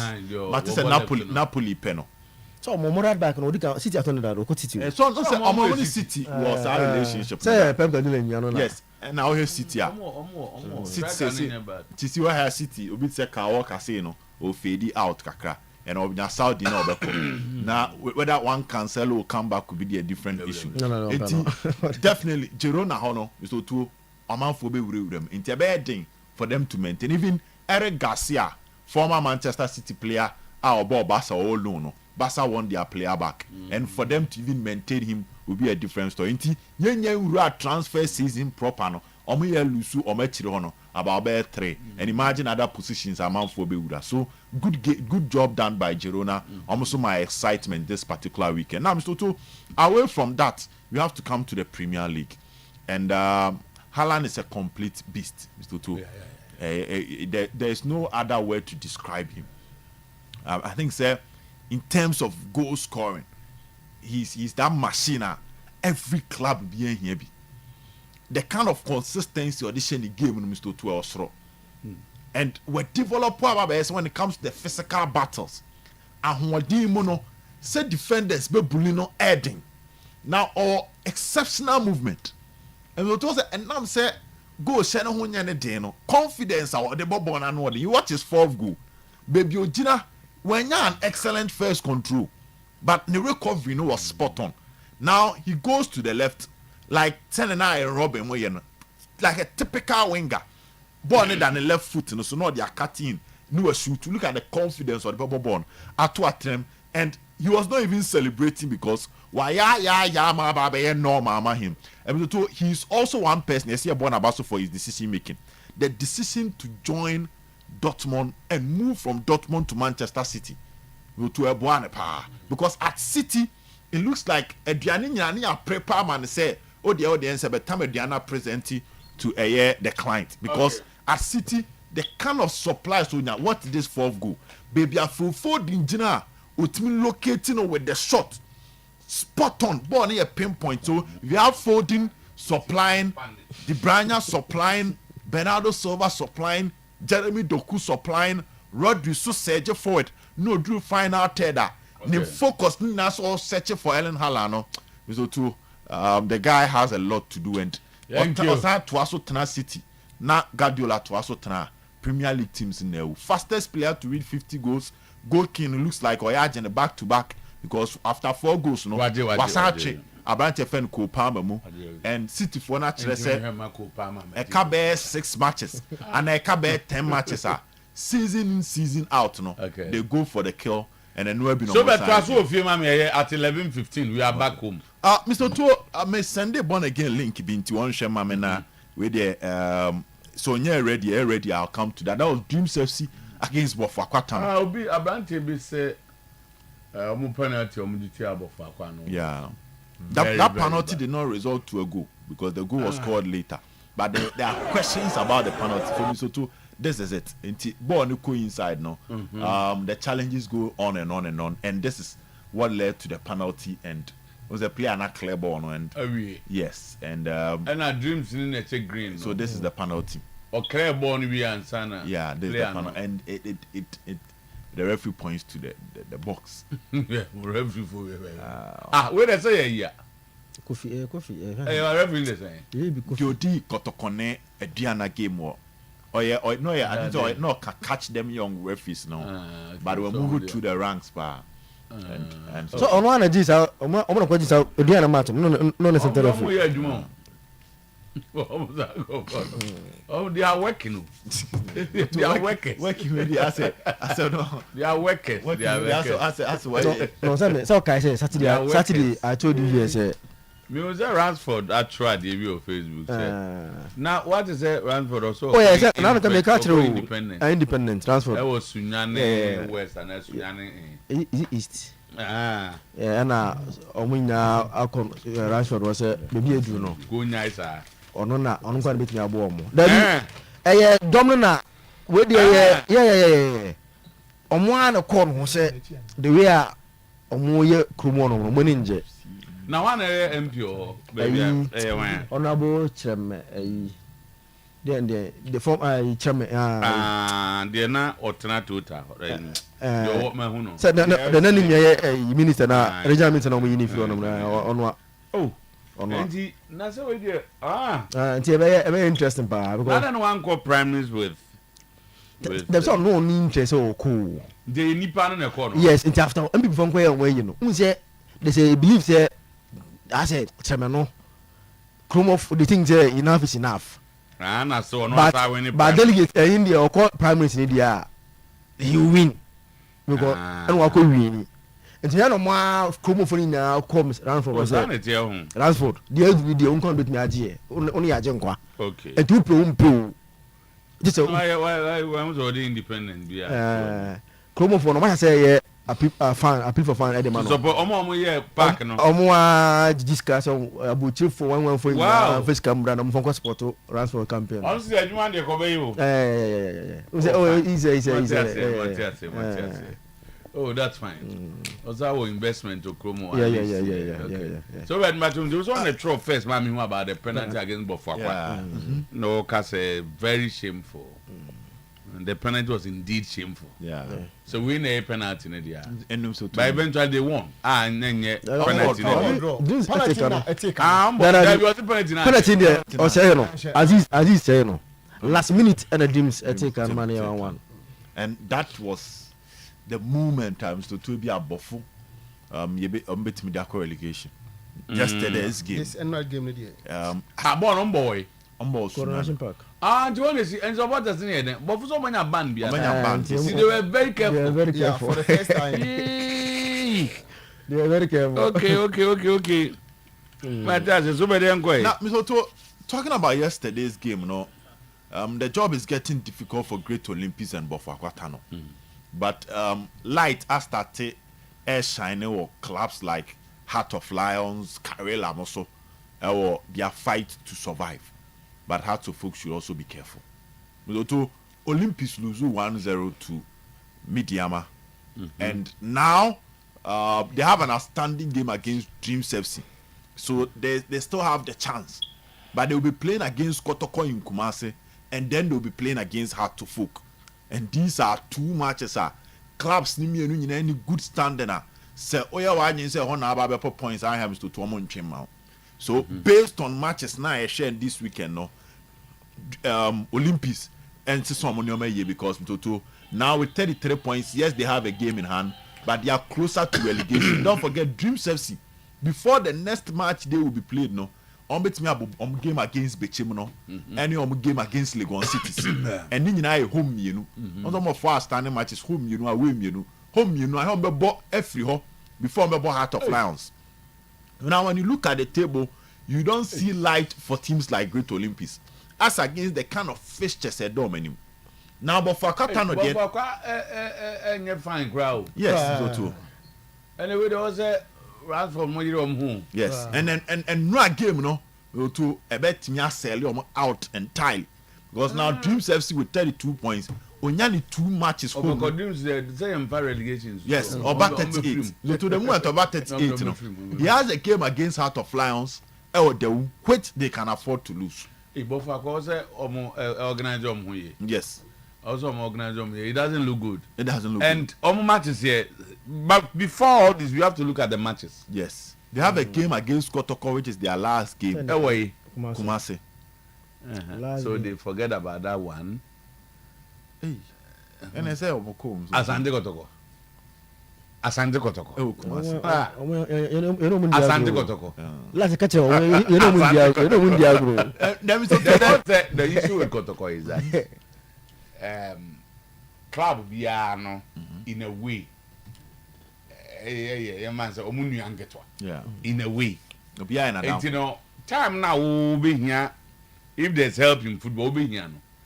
Obuawa wako biako say. The entire mom because of no be niagro no. If a big club, be a simple for no. No be never fighting relegation. Yes, Heart of Lions, RTU and all that. So if they bobo no biara, na se unyemwa. They have also pushed somebody to relegation. That's why they try to be competitive during these times. But that now we ain't checking Bofu game. The next match. Bofu should say. Samates, no good area. Samates, so Omoko Samates. Omufi Samates by Coronation Park against Mediama. And Bofu will win that match. Omuvia Omoko Legon Cities. Legon Cities. They need a win in all their home matches. Legon Cities have 38 points. Yes, but they need a win. Bofu should fight in that game. They have to fight. They say Legon Cities must also. I like the way you're putting it. They have to fight. No, Legon Cities must add there. But also, to know we. Tell me, Makajo say Legon Cities special. Mate Makajo says, "Someone come who bomb ye." Na so mo ye no sunyan semo against Dreams went me and sha Dreams no na asem. No, but how many teams are able to beat Dreams easily in this league? Senior, listen, they have the Dreams are different quantity.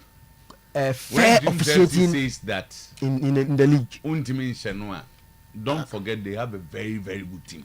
And two, officiating wherever they play will be fair. Fair officiating, yeah. Bobo na won't miss you. Momon can say, Bow, won't miss you. Who's your own match in the beam? On the track of my dear. Say, yes, see my almost so. Debbie, or Momuniano. On the track of my dear for my own beam. From where I sit, the new contenders for the relegation. My interest is both for everything I had to folk if they don't beat Brecum Chelsea or get a draw. Mr. Too unfavorable. I'll come and talk about her. Unfavorable into some dynamics. Oh, but they can't say when Nana over the Alcocan. The new one to start. New ones from start Premier League. No, Mr. New ones from Moyaba relegation come on your house. They now have 35 points and they must avoid a defeat against Brecum Chelsea. But has a game at hand. In terms of they must avoid a defeat. Because if they don't get a draw or a win, na Karela na ya bonnetia so oko na be san ho de a na asem na yehu say no say ayi for so Chelsea, so they have a duty to win matches and probably protect Bofako. Yes. because almost so no I say omunya bofo no mo yire omo ehihye nkrofo na safe. Over the weekend, and Chelsea is not also safe, sir. Me didn't come over. On say almost 2 home matches against Protocol 41. No, so to league, no. They are safe. They are safe. Their man last week. I can't matches saying. I can't 5 matches. I got 5 matches. But I can't Chelsea 6. I got Chelsea 6. I'm about 28. Yes, I got 6 matches. 2 Kotokone has. Away. Some better. Into your mission, if they want to beat you, they can beat you. Into some mission, unfortunately, Chelsea has no either a win for house or a draw. I do a bet for neck and Tama over the weekend me Dinkomobi, and I know say House of Folk will survive. If first match, no, me first match. Me first match in patrol. Me first match. Me bet. But me say House of Folk will survive. And until na ma make a chance say Lagos City be share Bofakano. Because ni nyina will help pave way. Ni nyina will help pave way for House of Folk to be saved. Di no emu nyina will pave way for House of Folk to be saved. Ebi na make a Chelsea for so say. Say if we be pave way dia, musumu nua 15-minute drive and yanom any Bofakwata no. Etino. And it's also so no be safe. They are not pion you team. And but half teams met me aboa bofu because has last game ye bechim e wo bechim. And also from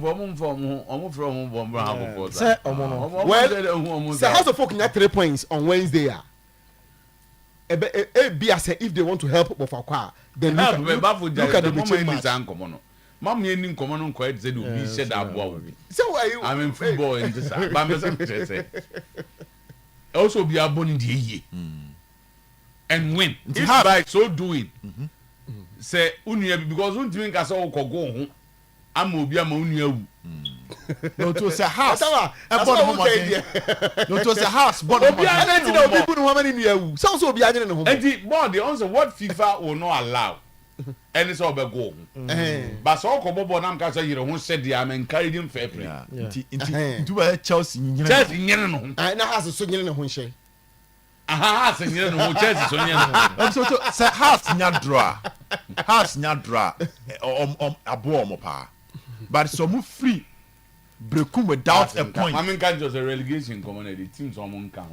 Bini dreams. As. Kotoko nkan. Kotoko say about 40 a year. Kotoko free when entirely 40 yeah, but komu wo mu kra komu nkan. They say RTU na ye. RTU there I fear they may go. Bofo. Heart of Lion will survive. They will survive boy. Heart of Lions will survive. Has to have the Lions will survive. Omo na that way. Omo na that last but one has to. Omo point saying Heart of Lions will survive. Nene wan be ko.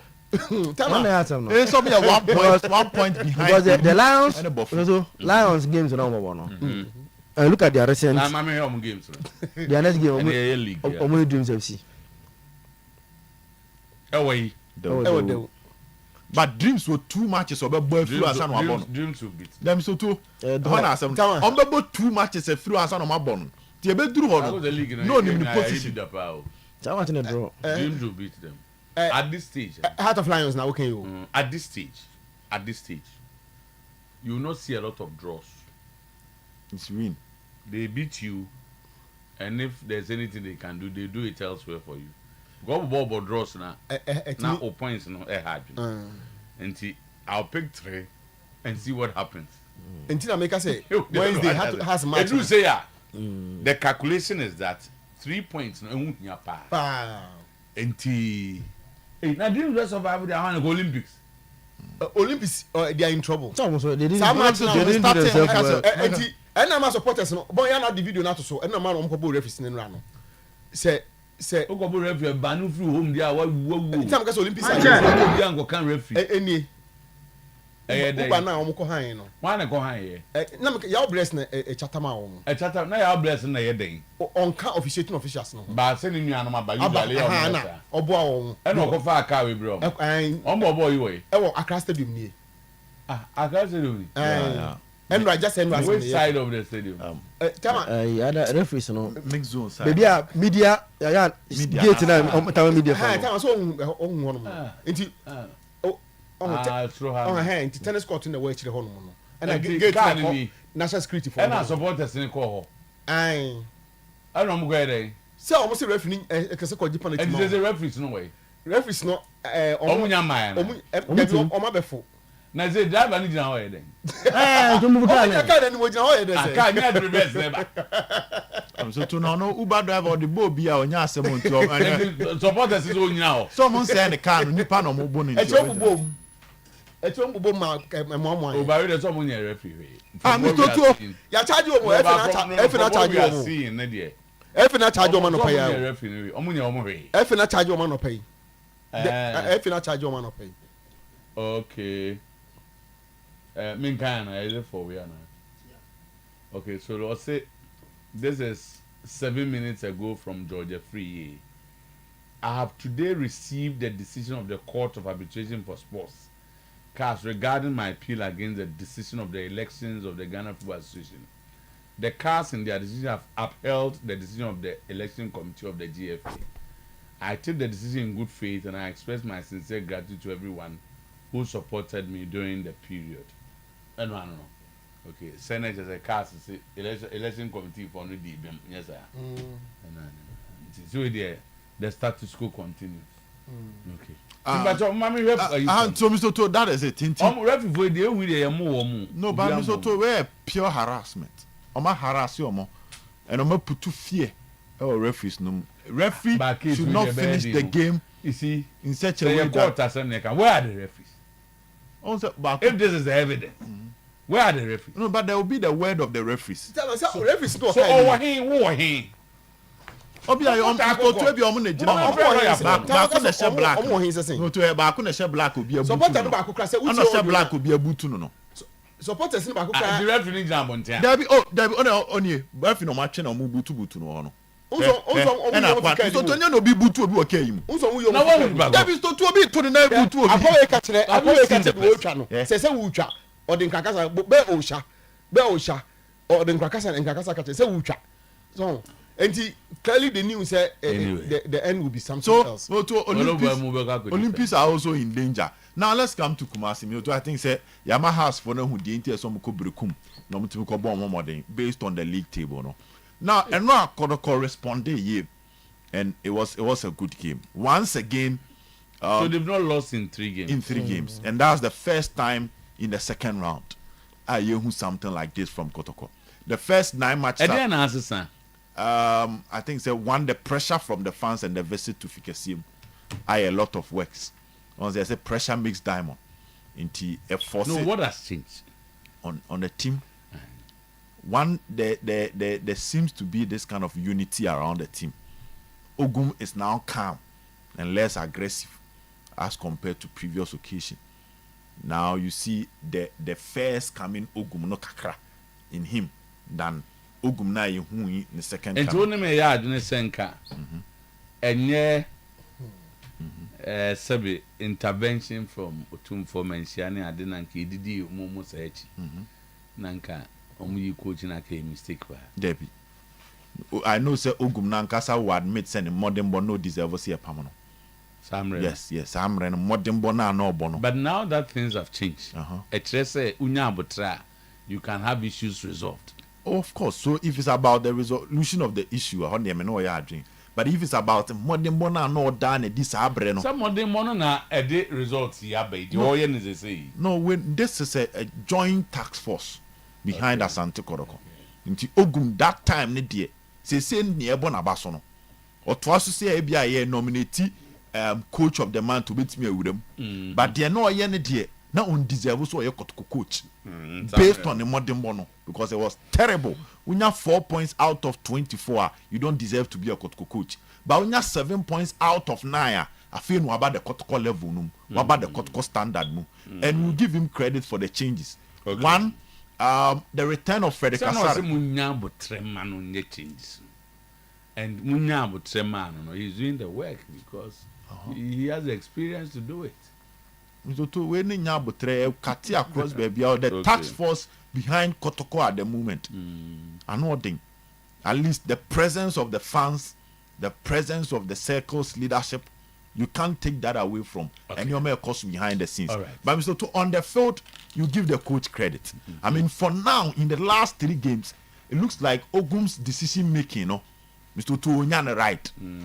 The return of Frederick Asare, dropping Nana Benyini from the left side because the Okoye against Dream Selves no deserve say Obakotko 20-man squad Norman Nicholas was able to back to the left side. Emmanuel Korte from a right wing back position to a proper right back and going back to the 4-back Nabwa. These are all changes on the field. Morrison now as a deep line playmaker. Were ye in team men free number 6 one no person didn't replace Sheriff no Abba more of a central mid for number 8 on the box to box and the return of Eric Zeze. These are all permutations leading to wonderful work from Kotoko. Again, against Midiama or Chusu Shadrach Ado on the right side to protect Emmanuel Korte. But then during before the game interview start times, Ogundi to just say he want Kotoko to attack into the Peter Aminu Akwaba, which was very successful because extremely vibrant on the right side. How now open up Legon City's team with creative options from the wings, and now Mukwala is also getting the job done. Okay. And on all these permutations, Obebo players nabaso, Obebo coach nabaso. One thing I've noticed that now the team plays with a different level of confidence as compared to Mr. Tojidiena. But now they are more determined and serious. Penalty it's a clean one. It's a clean one. I didn't try moment, so I want to look at it. Just Arsenal. No, maybe a coin bison one here because it's Arsenal, because I say the goalkeeper, the player, I say. Okay, yes,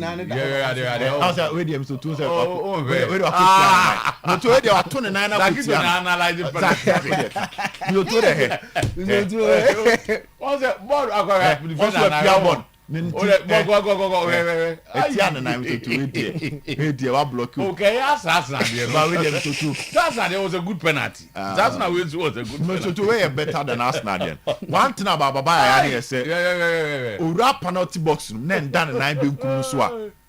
he tries to get a penalty. And there from days at Kim said that Ben Kumunuswa he will try to shoot or he will try to pass. But then if I now one smarter, mostly Obe create more like a 50-50 situation. But Obe tries on the line penalty. Mukwala and now Mukwala and the boy. Okay. Initially there was a first one a referee denied Kotoko a clean penalty. Anka no crown keep you wait me the red card class and so. Na supporters wrong way. They say bomuch. In terms of to mention by me catch say attendance was terrible. Okay. It was stadium. And I think good game from Kotoko they should just work on the finishing because they're not a 4 and Obi Stadium will be idea dance and say a true reflection of the game. So with the confidence that is coming, how the coach is getting the decisions right, the Akane says supporters and so no in their numbers because yesterday there now a merity game okay. Babo, good job done by Brother Zakenenko. Bernard Obrimpong Nameba in Ransford we trust. But the Abeman I very way for Ransford is to help Bofu to stay. So Bofu survive there then election was Sunyani West to the east to be interesting. And as with the MP now she also start working. I can hear baby you got Tom president never Tom Ransford Nibino. For example, he cut across NDC for no Bia Penasem. Ransford. Oh yeah. But he's an MPP person. No, he said no, yeah. So I did. Or no, or you found this thing of the MPP or say regional. He's a big guy in the MPP. Yeah. But or someone that or yeah that MPP for now media and MPP. You see him NDC for boys and be near and you know. For example, guy say, bro. But for guy, you say, Benkuvi money. You say, Anas, bro. On this car guys. But I'm saying, no guys, they will wait for my first for survivors. No, sir. Difficult. Difficult. A project. It's a project. Almost need money. Almost started project a bit late. I saw Bobby dear. 5 matches and nearly. I saw Bobby dear Tiomo. Now Bob dear. We've been in this thing on a number of times. Meaning, 5 matches is only. Unfortunately, Tama. Only the number of matches on war. Week be about 4 matches. Aye. Week be about 4 matches. Aye. Plus one money, no. Yeah. That is where they. You need money. Yeah. Last season are Car Lions. Tama, if House of Folk were not in the mix. Oh, he has a film. There are a lot of teams in the mix. No, so now Karela has a folk film. Karela alone film on any day. And on any day. That's not part of this jigsaw. Tama, Momo is in me. There be Omo has in Tama, where is the KGO? For the last 6 teams. Aye. 6 teams. Bon, my bon fan to take Dreams out. Take Hearts of Folk out. Me Obia account all 6 number account. Number for who say omo akobia 5 matches I come there 20. Tama, this project is difficult consultation. I can't and they may have to come 20 matches. 4 matches every week. You survive. Out to you, Ephraim. Tama. But Aka Heart of Lions, then you have to fight Olympics to also join them. Because it's only Olympics now with the same. But only Heart of Lions one will go. I see Olympics going more than Heart of Lions. One of them will go. Then there's a Obo. It's too. God, they seem to have similar interests. Then there's a Obo for no Baba. Tama, say Sana Woka the Yenya too. Olympic out you are gone. Olympics either Heart of Lions or Olympics back up Yenya too. Karela boy. Karela 37 at the moment. The way Karela are coming, and no officials now no. So a count 5 matches there. You have a maximum 2-3 matches on Nairobi. Aye. So 2 Great Olympics has a vocal out. Karela, Lagos City stood the womb. But a free protocol say Hoban. But Lagos City is not Bofu new fee. Now say just 1 match. But the other ones. It's not how much in the Lagos City Bishop of what are the for themselves ones? And for some other teams. What are the other ones? So I'm going to know other matches. Midiama, Kotoko. Bofu should stay. Bofu Besha Midiama, I know they non-negotiable. That one I know. Bofu Besha Midiama because Midiama are not going for the weekend. I'm going Kotoko, the end free. Last match. Was the last match so there? Bofu bet match show mu yaba. Kumasi. The interest. Thomas how much in so e be chere be has da. Say has na yakotoko be she bofu.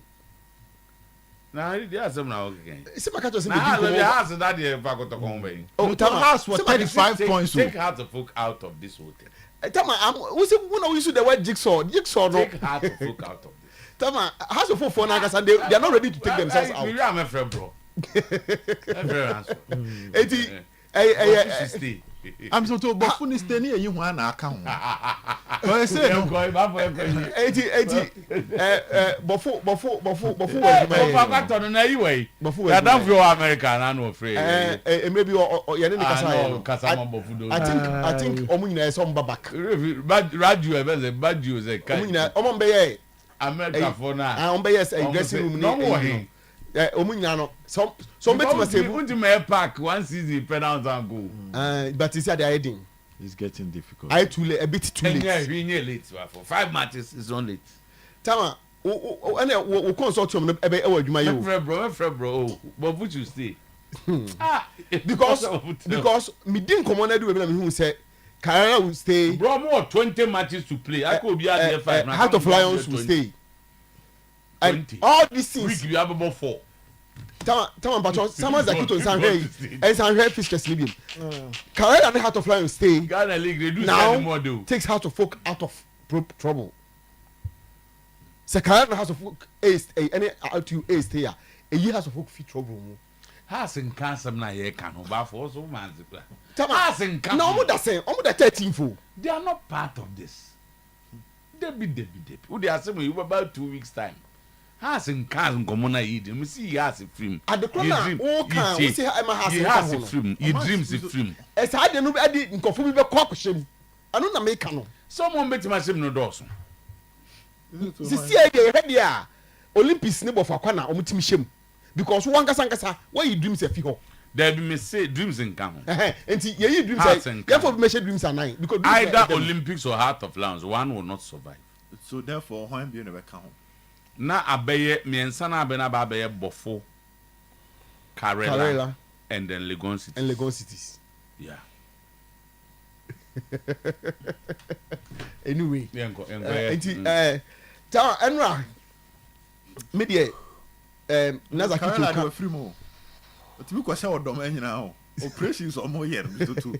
Carrera operations omo yer no. Said na any sika na ese ba no. Me be kan ya tama. I'm jina so bobosia de be detailed kra. Tama say we are say officially Adriana suspended 7 players. No na me tell ya Mohammed interview. Yes. Very explosive. Tama asem na obia as nobody seems to care no. A big issue. Na za say be to us. Then na do me care. If you to us. Has I the same message. No, but you see, officially nobody from within. And I did these exposes back. It was rather the house was the almost a committee to investigate match fixing. But no, and I'm one catch and say, what the unravel resource no. Ghana football and another. Yeah, but you see, wait. One of the accused persons has gone around talking, and not just talking, issued threats. But Okasa one any admission of anything. May I heard him saying, "Say Okasa or can sema no ball the we don't boy Mr. Jaudin and also no ball Iba Kono W Tano radio undeserved say." You see, but you don't hear him making any wild allegations. Say he's saying he's bitter and feels encophobia a person. He thinks because obeying na bibi wa nsemi wa oti catch na nti they want to take him out of the team. That is on opposition. He has admitted say wakoye the omo and that to threat issue threat say omo ya obema na hu no ma omo ye wo team ni mu. I think na related to bribery allegation. On the case related to bribery allegation. Tell me about asem that board no so say no, but you are adding. That's what just then they do not go further and suspend players. And some for no money I didn't mean they suspended them. And no make catch us. What suspend on what? On discipline. So I could just get Carrera. Have you seen that letter suspending them? Tell me interestingly no. On my internal but the players are not happy and they are telling people. And they should tell them the whole. Me person player about Kubeka say you are suspended because it's Makojiska. Omun can publicly. Now for young one the whole can taken up. Now Makojiska free club we were. We are suspended. What has the club got to do with it?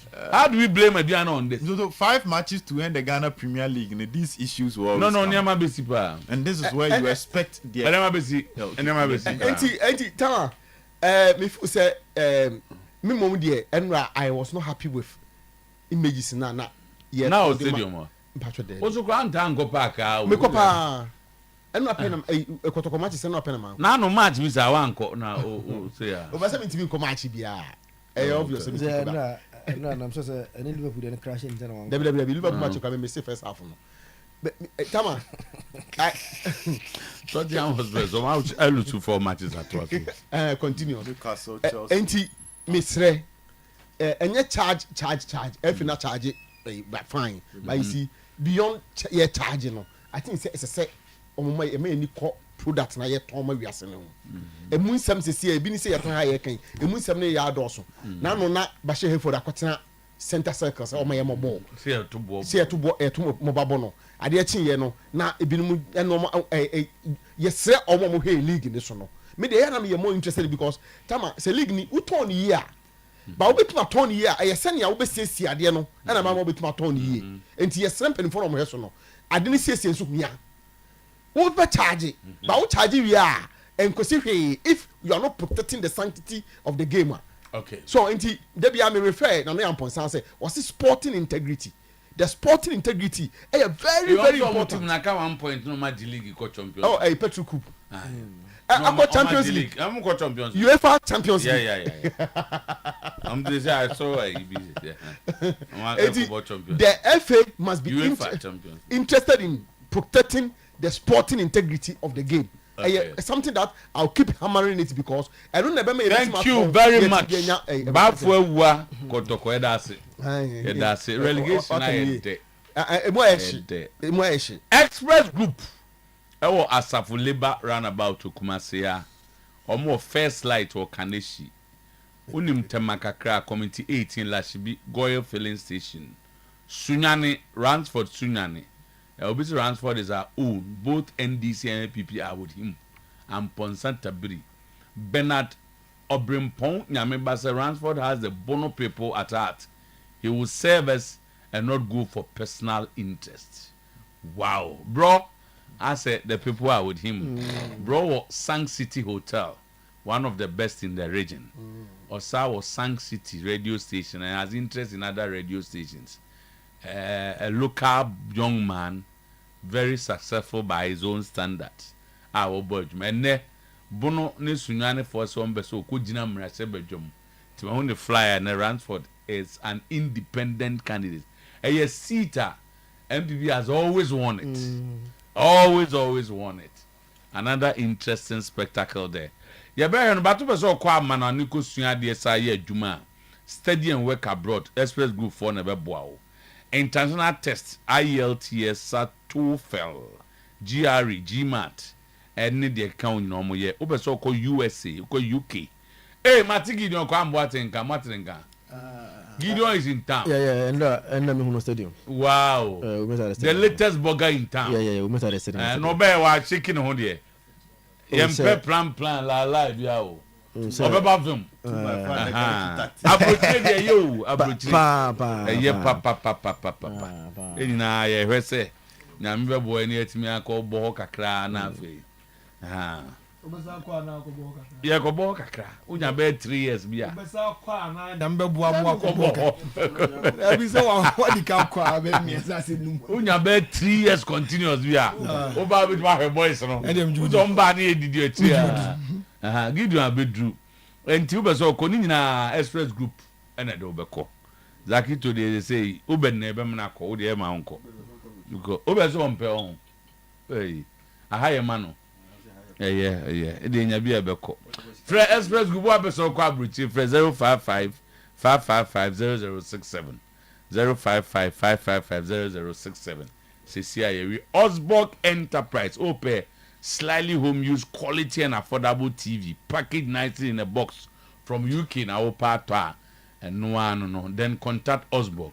Here was stocks to say brands with Samsung, Philips, LG, etc. Afi upe wholesalers any retailers omni ombe ejuma. Ebu akọ opposite trebu akodia GHS. Ena kill Dr. Mensa taxi ranks or Osborg for your number ni 0244 363 663 0244 363 663 and 0242 026374. 0242026374 top papa preko Osborg no Zach yenkwe so beto onko abrochire dia ene Zach una ebe ya mo akọ so betra hey ye de nya ho ebe tra Zach yenkwe so beti dantemu I have been 20 years now onye 3 minutes 2-3 years boga for almost sit down to simple I'm not $1 ni euro ni pound na so yeah no it was a very good game okay tamana you two for say the problem goes beyond just a coach and you can have your issues with the coach but say on your good coach there wow you know say Jaika because you yourself know say he can't just say that about Ogum. Julian Lepete to West Ham. No, why men and Premier League. So no Wolves. FI so on be you free o problem nti o ko prison no. No say more say no Kenya me ni. With this materials na boss boy